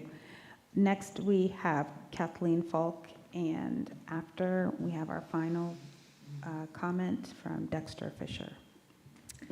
Hi, my name is Kathleen, and I'm reading a comment for a teacher at Oglethorpe Avenue Elementary School. Dear Clark County Board of Education, I write this to you in a state of mourning. I want to make it absolutely clear that I am not afraid of speaking up or afraid of standing by what is right for children. However, I am simply too sad to speak tonight. I'm a veteran teacher with a very comprehensive and solid background in my field, and I've done this for a long time. And this year, I learned that I was actually very good at teaching through the relationships I have been able to build. It's ironic that it took me over double-digit years in education to finally realize this. It is very likely that I will be replaced by a teacher in the first 3 years of their career. We've all been there as educators, but it simply is not a lateral move, no matter the angle one may look at it in. As I process this loss, I am mourning the relationships I have with the staff and kids. I am mourning my classroom as I start to pack up my boxes for my next steps. I am mourning what I thought my experience would be at Oglethorpe Avenue Elementary School, which was part of my 5-year plan, also to have my own children attend school there. Let me be clear, I did not fail. There comes a time where you have to make hard choices. This year, actions from the district forced me to choose between staying at OAES or going nowhere to preserve my positive evaluation, going elsewhere, to preserve my positive evaluations, solid references, mental and physical health, my parenting of my own children, and my background in education. I had no choice. I had to preserve my career, which provides for my family. I now realize and accept that I will never hear the words, "I'm sorry," from anyone in terms of the December 17th bomb threat, the Gay is Okay artwork, and the negative environment that continues to permeate our beautiful school building daily. However, I am baffled that we are now in month 5 of what is truly a catastrophic mess that would not be tolerated at any other employer in America. Gay is more than okay, and the OAS community is not receiving an apology, and that is not okay. However, I would like to apologize to the OAS community. I am sorry I'm leaving. I love your kids like my own and tell them daily. I go shopping for them for clothes. I buy classroom rewards out of my own pocket. I get hugs, high fives, handwritten notes, and I've saved every single one and will save them for the future. I would also like to apologize to the school board. I'm sorry you'll be losing an experienced teacher at Oglethorpe who could have done more great things in the years to come. I'm sorry that the resolution to this debacle was a canned Zoom speech which lacked one shred of empathy. I sat by my computer that night and cried, knowing I would be forced to make the decision I have made to leave. I would also like to apologize to my coworkers. I'm sorry that you have experienced the trauma I have this year, and I'm sorry the district has not remediated that trauma in the way that it should have been. Thank you.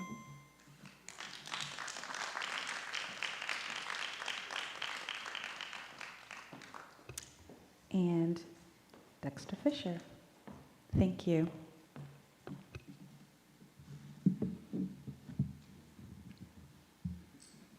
Dr. Anderson, fellow board members, Dr. Thomas, members of the cabinet. Thank you for giving me the opportunity to speak tonight, as this will be my last official capacity working for the CCSD, my last meeting with you all. First, I would like to address my colleagues. Thank you for the work that you have provided to the district over the past year, especially during the pandemic years. A lot goes into the inner workings of what we do, and wish that people could sit in our chair for a moment and see the hard work that is being done on a daily basis, knowing that we will not satisfy everyone, but the work continues to get done. However, I am grateful for having the opportunity to work with you over the last 2 years. Next, to our school board. The work that you do and the people that you represent is not an easy task. I applaud you for your commitment to the youngest student and to each graduate from our educational program. You will have a great opportunity in the future to hire our next superintendent. Please make sure that he or she that we decide to hire is the best fit for our community and for the school district to have the betterment of our children in mind. To our principals, teachers, and staff, thank you for the work that you put in on a daily basis. Most days exceeding the schedule in our paid 8 working hours.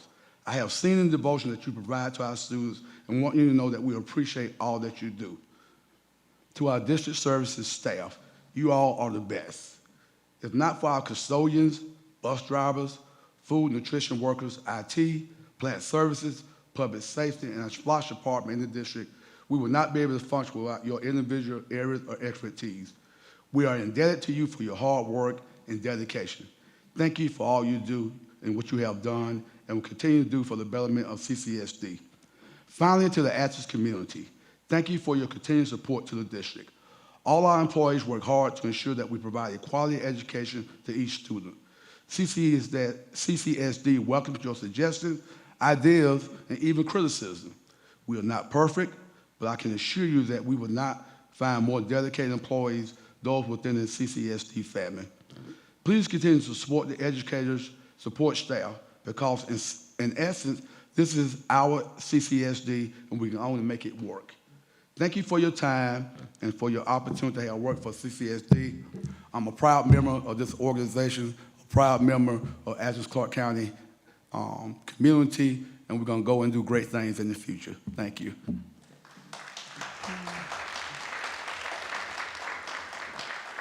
Thank you. And that will, I believe, yes, conclude our public comments. And we will now move to our next item of the agenda, which is to adopt the agenda with amendments. Madam Chair, I would like to amend the agenda to add an action item for the nomination of room naming for David and Eileen Nunley. Thank you, Dr. Maddox. So we will add the amendment to the agenda, I believe, item 10.4. So I move that we 10.5. adopt the agenda with the amendments. Okay, and it'll be 10.5, sorry about that. All right, so, Second on that amendment first. Do we need a second on the amendment? I'll second the amendment. okay. So the motion was made by Attorney Hall and seconded by Dr. Yeager. Are we ready for a vote? Okay. All right. Can I get all in favor to say aye and raise your hand? Aye. So my question was that we get a second on the changing it to modifying the agenda. Could you To say add that the again, action Ms. item. Davis? I We couldn't didn't hear get you. that. Couldn't. Could you I say that didn't again? Was there a second to modify the agenda to add an action item? We did not make a motion to modify the agenda. We We don't have to do that as a matter Okay. of procedure. All right, I thought we did. My No, we do apologies. not. Moving Okay. forward. All right. Can I get, let's vote again. I did not get the hands. All in favor, please raise your hand and say aye. Aye. Aye. All right, and that was 7? Unanimous. Okay, let's move to our next item of the agenda. Item 5, Board President Report. Dr. Thomas, take it away. Oh, no, that's me. That's me. I'm the president today. Okay. All right. Thank you. Thank you. Oh, this is. We're going to get you a This hat. is very stressful, y'all. Okay. I do not believe that Dr. Gant wanted to discuss anything specifically, but there are some dates that we need to start thinking about. So please check your emails and make sure that you are responding to the doodle polls and all of that regarding, one, the retreat that we still need to reschedule. I believe there have been some recommendations for 4 dates or so in August. So if you could respond as soon as possible, that would be wonderful so we can get it on the books. And I believe that that is all for our president report. Dr. Anderson? Yes. I talked to Dr. Gant earlier today, and she had asked if I could just do a brief summary of where we are with the superintendent search. That is absolutely fine. So process during okay. her report. Dr. Okay. Dyckman, take it away. So this will be really brief. Where we last were was talking about 3 potential firms to come and give a presentation to the board about their services. I have reached out to the 2 that we had not spoken to, and I made a little summary of the response to the proposal from the 3rd one because they had already provided a lot of information for us.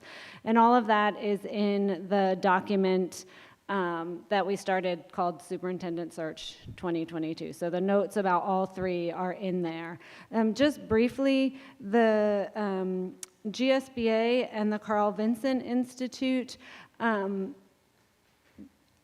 summary, the difference between the 3 is that GSBA and Carl Vinson Institute facilitate the process and would present all candidates to the board. So they don't recruit, they help us come up with our announcement, and then they would help us go through all of the applicants, but provide all the applications to us. The 3rd one, Hazard Young Atia, is more of a recruitment firm where they would actually go and recruit potential superintendents that they know of, that they know might be looking to move, or aspiring superintendents who are looking to get a superintendent position. And so they would present a slate of candidates to us. So I think, and all the information is there for everybody to look at, but I think that those are the main differences that I saw, and it comes down to, I think, what we're looking for as a board in terms of what we want to help us find a superintendent, whether we want someone to facilitate, where they help us with the process, but allow us to decide who we want to interview and present all of the applicants to us, or someone to recruit a person or candidates for us and then present us a slate. And all 3 were willing to come and give a presentation. It would depend on the dates. And then also, I guess we could also do it on Zoom, but they were all 3 willing to engage and talk to us more about it. And so I believe the next steps then would be to engage with them and figure out those potential dates, correct? Yes, I think that if we want to go ahead and have everyone present, we would want to have a date that we could ask them about, or potential dates for them to come. Or we can also, I didn't ask them this, but I think that if it becomes difficult to get people to come and present in terms of dates, that if they would provide a little video for us. I don't know, I think we might need to be creative because we have a lot of meetings, and I'm not sure adding 3 presentations. I don't know where we will add it. Okay, so then I'm going to add that to our email chain as well, coming up with some potential dates that the board would like to propose for these firms to come and present, and then we'll move forward at that point. Thank you, Dr. Dyckman. I also just remembered that we did receive a quite lengthy sort of update for what's happening with the charter committee as well. Dr. Yeager, did you want to speak briefly about that for those of us who didn't get a chance to review that material? You certainly don't have to. I just thought maybe you'd like to. Thanks for the warning. So yeah, I did write a long email, so please refer to that. I think the bottom line, and some of the relevant people aren't here, but the bottom line is that we have submitted the charter renewal. Dr. Thomas, I think, provided us the final copy of what was submitted to the state to renew our 5-year charter system status, so that's a done deal. And what we were reminded of by Mr. Nobles in the meeting was this is like a marriage. We can't just like decide not to do this now. We have to actually do it. And there's a really good list of those 8 innovative proposals that we put forth, and we will be graded or judged, I suppose, by our performance on those 8 initiatives. So I just thought in my email to you, I tried to emphasize, I think we all kind of need to get on board as a board about what this process looks like, all the work that's been done by staff up to this point. The Charter Advisory Council, the role of this council, in my understanding, is that we're going to help them do this work. We're going to help them create the infrastructure, come up with the ideas, how to make this actually work. And I'm sort of there just to be the conduit between this board and that. Dr. Harris said that anybody wants to come and listen in on those meetings would be great, but he didn't think a rotator was necessarily, he wants me to be there every time just to have the history and to be able to communicate that to you all, but that anyone who wants to come and listen to those meetings is welcome. Otherwise, I think I suggested to him that he maybe recruit 1 or 2 other either board members or superintendents or somebody who's been very active in another charter system to come share their successes with us. One of the things that was we talked about was most of the other charter systems have their innovations up on a website, and you can see what waivers did they request and be awarded, what was the impact of that waiving of some rule. The whole goal of a charter system is to get around some of the rules and regulations that the state gives us to allow some space for innovation. That's the whole point. Sorry if I'm preaching to the choir here, but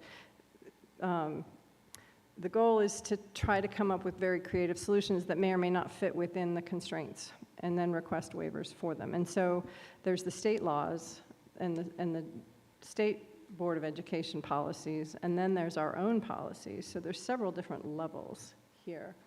And so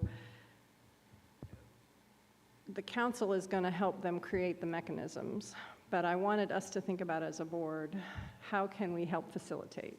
Like, what can we do to make this happen more easily? And I thought we probably need to spend a little time talking to another district that's done this. Maybe this urban meeting that you've mentioned has some of those people, I don't know, but find some input so we see what this looks like, and then we try to make it happen as best we can. And that may mean that we think about some policies that we have that might be waived for certain situations, at least for trial periods. And then finally, it was made pretty clear, talking about the history, was that we want to make sure we have a superintendent that understands what the charter system is all about and is supportive of it in a way that will help move it forward, because that's going to be really important. So that might be one of the questions. I know we've had discussions about what do we want in our next superintendent. This should probably be on that list of somebody who knows what the charter system is about, has read our proposal or our renewal, and is on board with it. I think I'll stop there before I get into too much more of a mess. Thank you. And I have questions. So did the board vote on submitting this application? Last fall, yes, before I left. I'm sorry? I remember doing that before I left last fall, yes. So when was the application completed? We voted to go forward with the application. I don't remember a vote to submit the application. I'm sure this is the same thing, right? But I've not seen that, and so I requested a copy of it today. So I've not seen what we submitted. did we have a discussion on that? I know there was a presentation about the direction that we were going in, but did we get a chance to read this before we submitted that? Or was it just not necessary? So I don't think it was necessary. I think we voted to renew the contract, and then the staff put together the renewal proposal with certain innovations that built on what we did last time. I haven't put a side-by-side comparison of the original charter proposal versus the renewal. Yeah. That actually might be a really helpful document. I think it would tell us exactly where we're going and what direction we're going to Yeah, take. I don't think it's that different, to be honest. I still Those think I would wanna 8 see it. innovations are things that I remember hearing about when I was on the LSGT 5 years ago. So I think it's very similar. But that's a perfectly good question, is to look and see what's different in this one. But And are there any financial implications to this new charter proposal that would take us away from where we are today or explain our I think expenditures? everything that they've done is completely aligned very carefully with the strategic plan, which we've also approved. So I would welcome a conversation about this with the members, the district staff that put the charter application together, because I think that they would be best to answer some of the questions that you have, Ms. Davis. We could think about doing that and perhaps approaching that through email and setting something up to have a presentation. I'm good with that conversation. Okay. Again, yeah. I All have concerns, and I'll share those at that conversation if necessary. Sounds good, thank you. And Dr. Yeager's comments also reminded me that several of us talked about wanting to go to the CUBE conference that is happening, I believe in September, and we are allowed to go. So if you, so if you do want to go, please make sure that you respond to Ms. Palmer so that we can start thinking about all of those arrangements for September. And that is all I have for the President's report. So now we will move over to the Superintendent's report. Thank you, Dr. Anderson. So I just have a couple of really quick reminders. One is that we're excited that we will be using district funds to purchase school supplies again this year for all pre-K through 8th grade students. We didn't do high school because they mostly use their devices and have very limited school supply needs. But as always, if there's a student who needs some basic supply support at the high school, they will be able to receive that. But there's always that extensive list for K-8. So we will be purchasing pre-K-8 those supplies, and we will get that out to parents this week in our in our parent weekly update, so that parents will know in advance that they don't have to make those purchases. And there are several things in your board update that that have been in there, but you'll also be reminded of tomorrow. So if you could just make sure you read the update. We do have our retirees dinner on May 17th. May 18th is the Cedar groundbreaking. And after that, if you're interested in a visit to the ELC East, you'll be able to do that. Graduations are May 26th at 9 at Clark Central, Classic City at Clark Central at 2, and then that Friday, May 27th at Cedar, due to parking at, for Cedar at the Coliseum. Due to parking there, we will provide transportation from here for board members if you all want to come here. So make sure you read those details in your board update. And I think that is it. Respond about the CUBE conference. So several of those things are in there, but Ms. Palmer can't move forward with registrations and booking reservations and that type of thing if we don't know. So please just respond back to her regarding each of those items. And I think that is it. Thank you. Thank you, Dr. Thomas. All right, we will move to our next agenda item, the financial report. Mr. Schoeneman, would you like to come in? Right. Do you have anything to add, Mr. Schoeneman? No, ma'am. The financial reports for March 2022, I guess that's number 2, jumping ahead a little bit. Nothing substantial has changed there. Other than that, the only thing that's on the table is approving the tentative FY23 budget and millage rate at 18.8. And that would be a tentative approval so that we can then move forward with the 3 scheduled budget hearings and related millage hearings so that we can get public input. Okay. We need a motion to approve that, right? We do. Or Yes, accept ma'am. it, accept it. So moved to accept the March financial report and tentatively move the budget and millage rate approval forward. Okay. Dr. Yes, Yeager has made a motion to accept the financial budget, the financial report. Second. And Dr. Maddox has seconded. So we will move forward with the vote. All in favor, please raise your hand and say aye. Aye. Aye. And that is unanimous. Yes.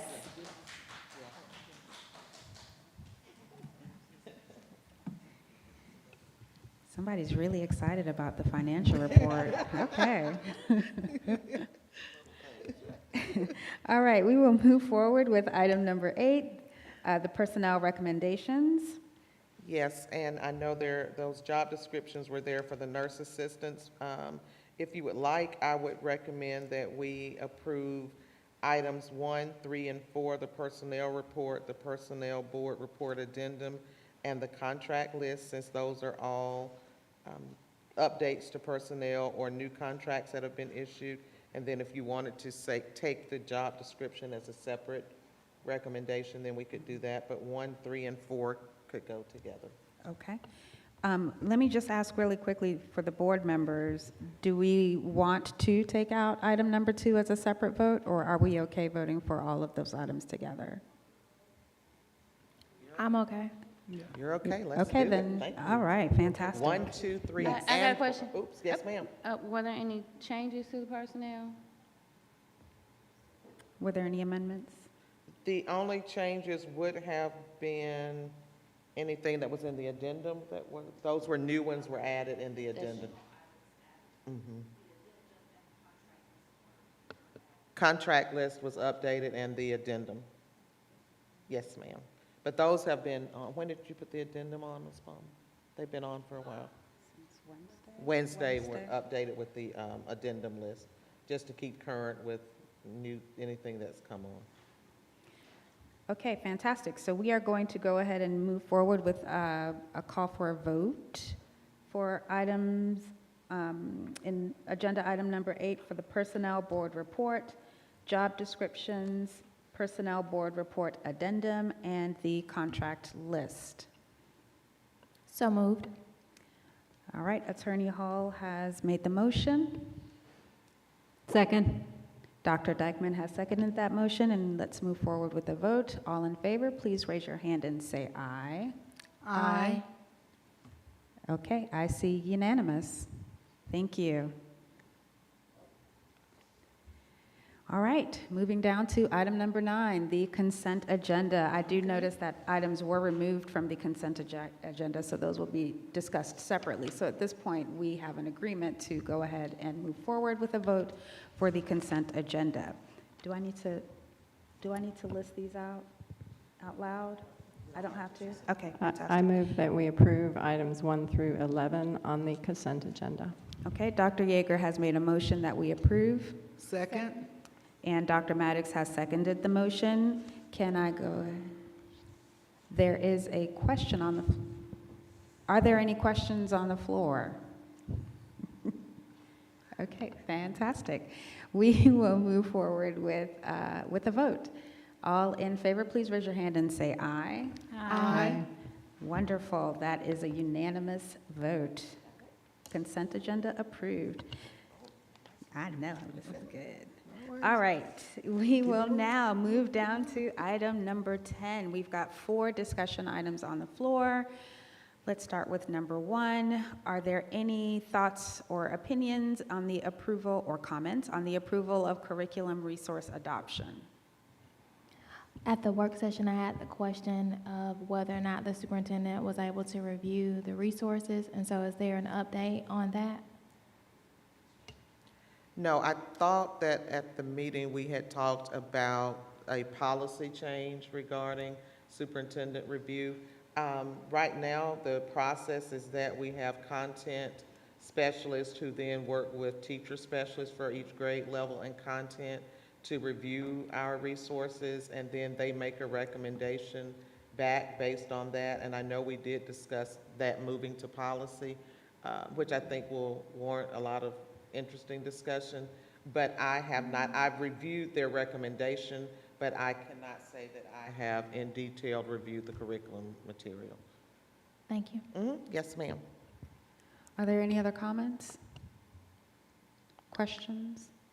Okay, we will go ahead and move forward to vote on item number 1, approval of curriculum resource adoption. I move to approve item number 1, curriculum resource adoption. All right, that motion has been made by Dr. Dykeman. Seconded by Dr. Maddox. And let's go ahead and vote. All in favor, please raise your hand and say aye. Aye. All opposed, please raise your hand and say aye. Aye. All right, so we have 1, 2, 3, 4, 5 in favor and 2 opposed. That motion carries forward. Let's move to item number 2, approve architectural services contract for SPLOST 6 projects. Thoughts, comments, questions? I'll make a motion to approve. Okay, Dr. Yeager has made a motion to approve item number 2. Can I get a second? All right, Attorney Hall has seconded the motion. Let's go ahead and vote. All in favor of item number 2 to approve architectural services contract for SPLOST 6 projects, please raise your hand and say aye. Aye. Aye. All right, and any opposed? Aye. Okay, so we've got 6 in favor and 1 opposed. Attorney Hall. All right, so that motion is going to carry forward on a 6-1 vote. And our next item, number 3, approval to submit application for CTAE locally developed pathway. So, Second. Hold on, wait, I think that there were questions, actually. No, I was going to make a motion. but Okay, it's been so properly- no comments, questions, suggestions. Fantastic. Okay, so I believe Ms. Gallagher has made a motion to vote. Second. Attorney Hall has seconded the motion, and let's go ahead and vote. All in favor of item number 3, approval to submit application for CTAE locally developed pathway, please raise your hand and say aye. Aye. Okay, that is a unanimous vote, so we will move forward with that. And our last item, number 4. Next to last. I stand corrected. We may be here longer. Approval for Clark Middle Temporary Modular Unit for UGA Health Clinic. I cannot. Second. No questions, comments, or suggestions. Awesome. Okay, Dr. I got a Yeager. question. Yes, We ma'am. will have CCSD staff there also, right? When it opens? Yes. I don't understand. Did you all hear the question? I did not. Ms. Gallagher asked, will CCSD staff man Also, human, and yes, the- will they also be there the with clinic? the UGA? Absolutely, just like we do at Hillsman Health Center, so Amy Rourke and I will liaison that work. We'll Are we go. hiring more nurses? No ma'am, no ma'am. No, for the clinic? Right, I want to be clear before we say absolutely. Okay. Because Are we what I talking hear you saying is that will we have staff there manning it, not liaisoning it? Her question was there. Not in conjunction with UGA? Right, because we do not have that at the Hillsman Health Clinic. At the Hillsman Health Clinic, that clinic is staffed through an MOU by Athens Neighborhood Health Center. Okay. This would be the same way with a Right. licensed MD there, and I know her name and it just left me, but there will always be a licensed medical doctor there. But I don't want to go on record and say, yes, we will have a CCSD person, because I don't think that is accurate for Hillsman Health Clinic. You're absolutely right, Dr. Thomas. So, yes, Hillsman Health Clinic is staffed yes, there are Clark County people on the premises, Okay. on the campus, should I say, but it's staffed by Athens Neighborhood Health Center. Right. This will be staffed by UGA medical doctors who are on staff at the University of Georgia's Medical College. Okay. They're Partnership. actually Augusta University Medical College of Georgia. Thank you, please say the right name. Staff and faculty, not UGA. Okay. But it is a UGA partnership. Right. Okay. Mhm. So it's not students only, there will always be a licensed medical person there. Yes, yes, ma'am. All right. Are there any other questions, comments? So did somebody already make a motion? Okay, Dr. Yeager's made a motion. It's been seconded by Ms. Gallagher. I made the motion, and I don't know who seconded. Okay, Ms. Davis has made a motion, and Dr. Maddox. I think Attorney Hall seconded it.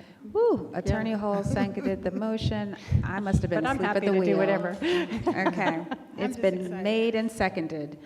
There you go. It's on the record, Ms. Palmer, correct? Okay. We all want to be part of this one. We all want to be part of this one. It's not 11 o'clock? I know exactly. No, we don't. No, we don't. All right, can I get a hand in the yay for all those in favor? Aye. Yay. All right, that is going to move forward unanimously and excitedly. Oh, no, not the final. Five. Item number 5, also just as important. It's a motion to name this room after Not this room. A room. A room. Okay. Dr. Maddox, would you like to clarify so we know what we're all voting for Okay. here? What we're voting for is to, I'm nominating David and Eileen Nunley to have a space. We'll be working with Dr. Thomas to determine that. But it's important to do this tonight because based on policy, is it FDC? Based on policy FDC, it has to go out for media, public information for 4 weeks. And what my goal and intent is that we will go ahead and let it go out so that in June, we will be able to actually vote on it, move it forward as an action item. So we're doing this tonight so that it could go out for for public comment. Okay. That's the first step in the process. So is this a policy adoption? It's already a policy. It is the policy. Yeah, the policy stands. Why does it need to She's go- following the policy by making this request to name this room Yeah, we after didn't do the Nunnally's. last like that, but I want to go through the policy. So yeah, we're going through the policy.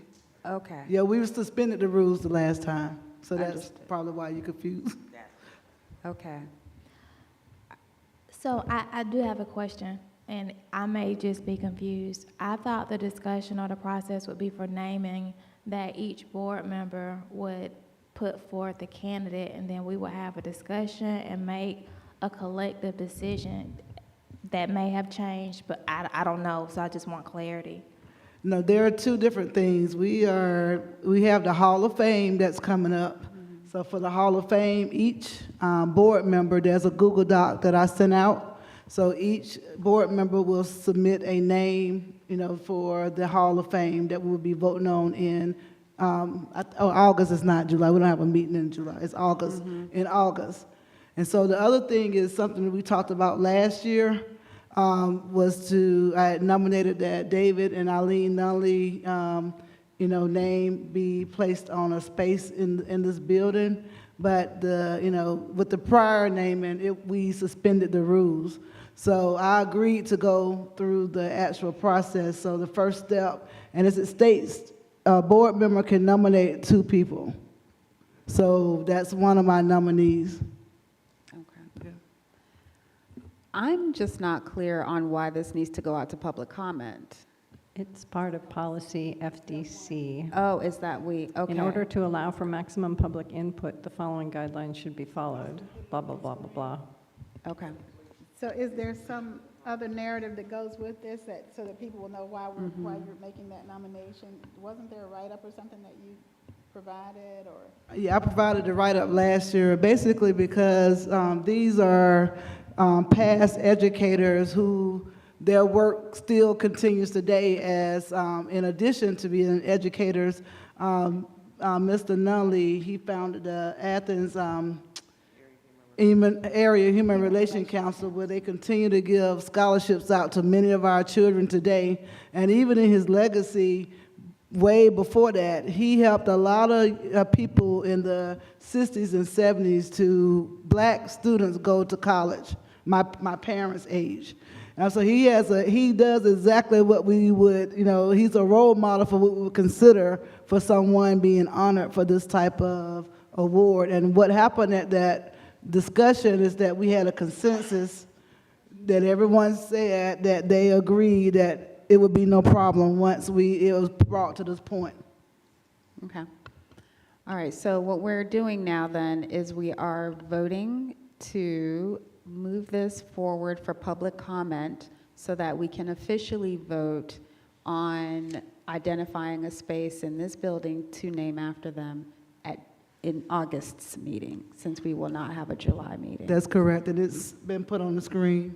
So I have not read the screen, but I do have a concern. I don't have a concern with the person being nominated at all. What I don't want to do and what I am concerned about is if we do this without having a collective source of names, it becomes a who do I nominate, who gets nominated first.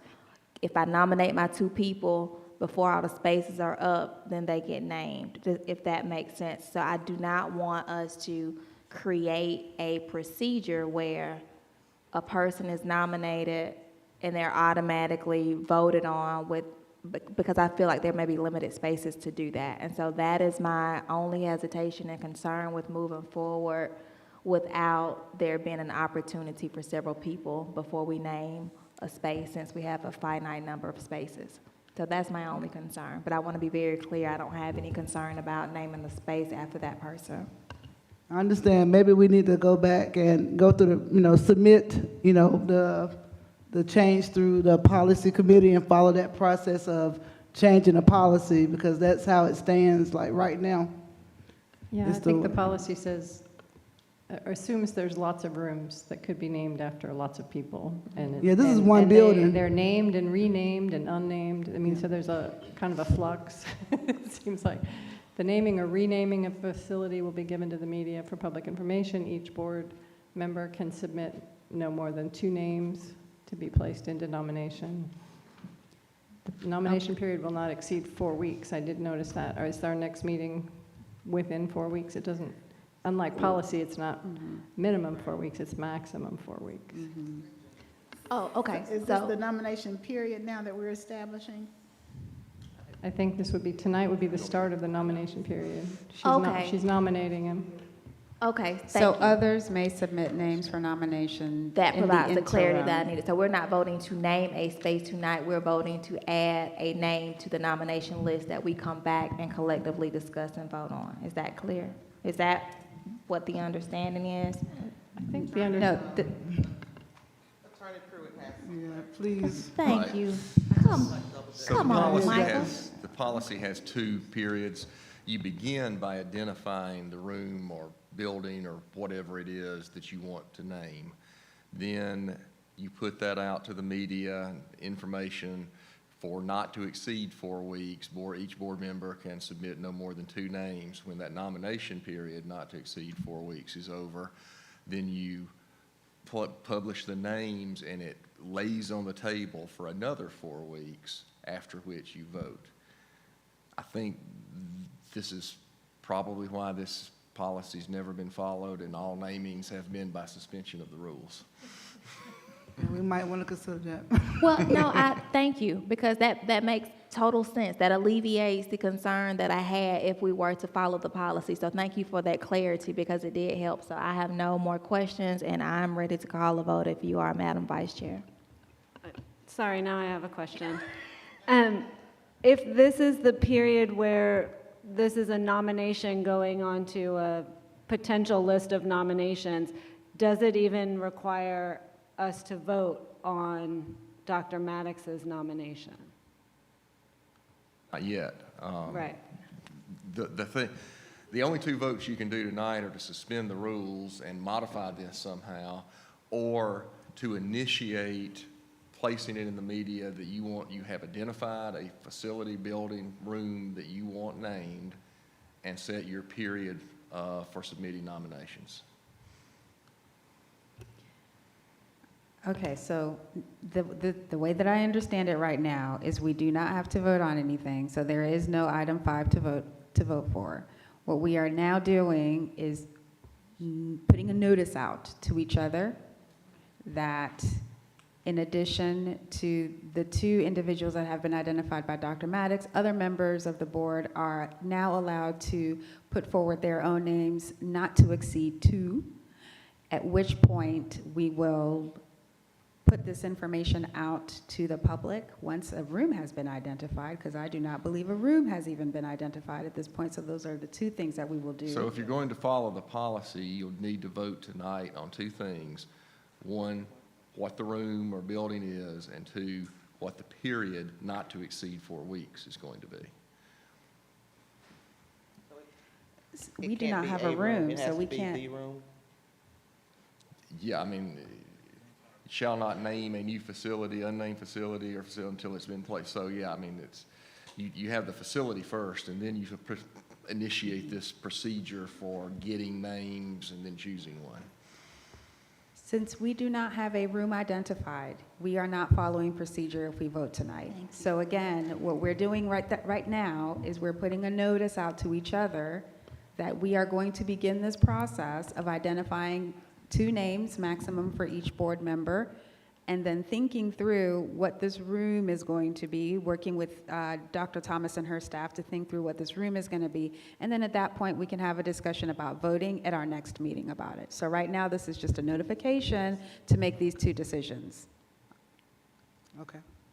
And so That we works. only Perfect. choose one person to name the room after, or there's only one selection out of this cycle.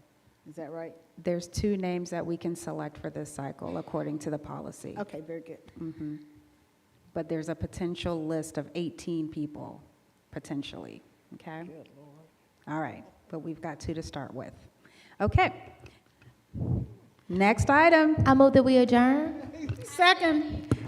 Attorney Hull has moved. Ms. Gallagher has enthusiastically seconded, and we are adjourned at, oh, can I get a vote? All in favor, aye? Aye. That is unanimous, and we are adjourned at 8:26 p.m. Okay, Thank good you. job. Good job.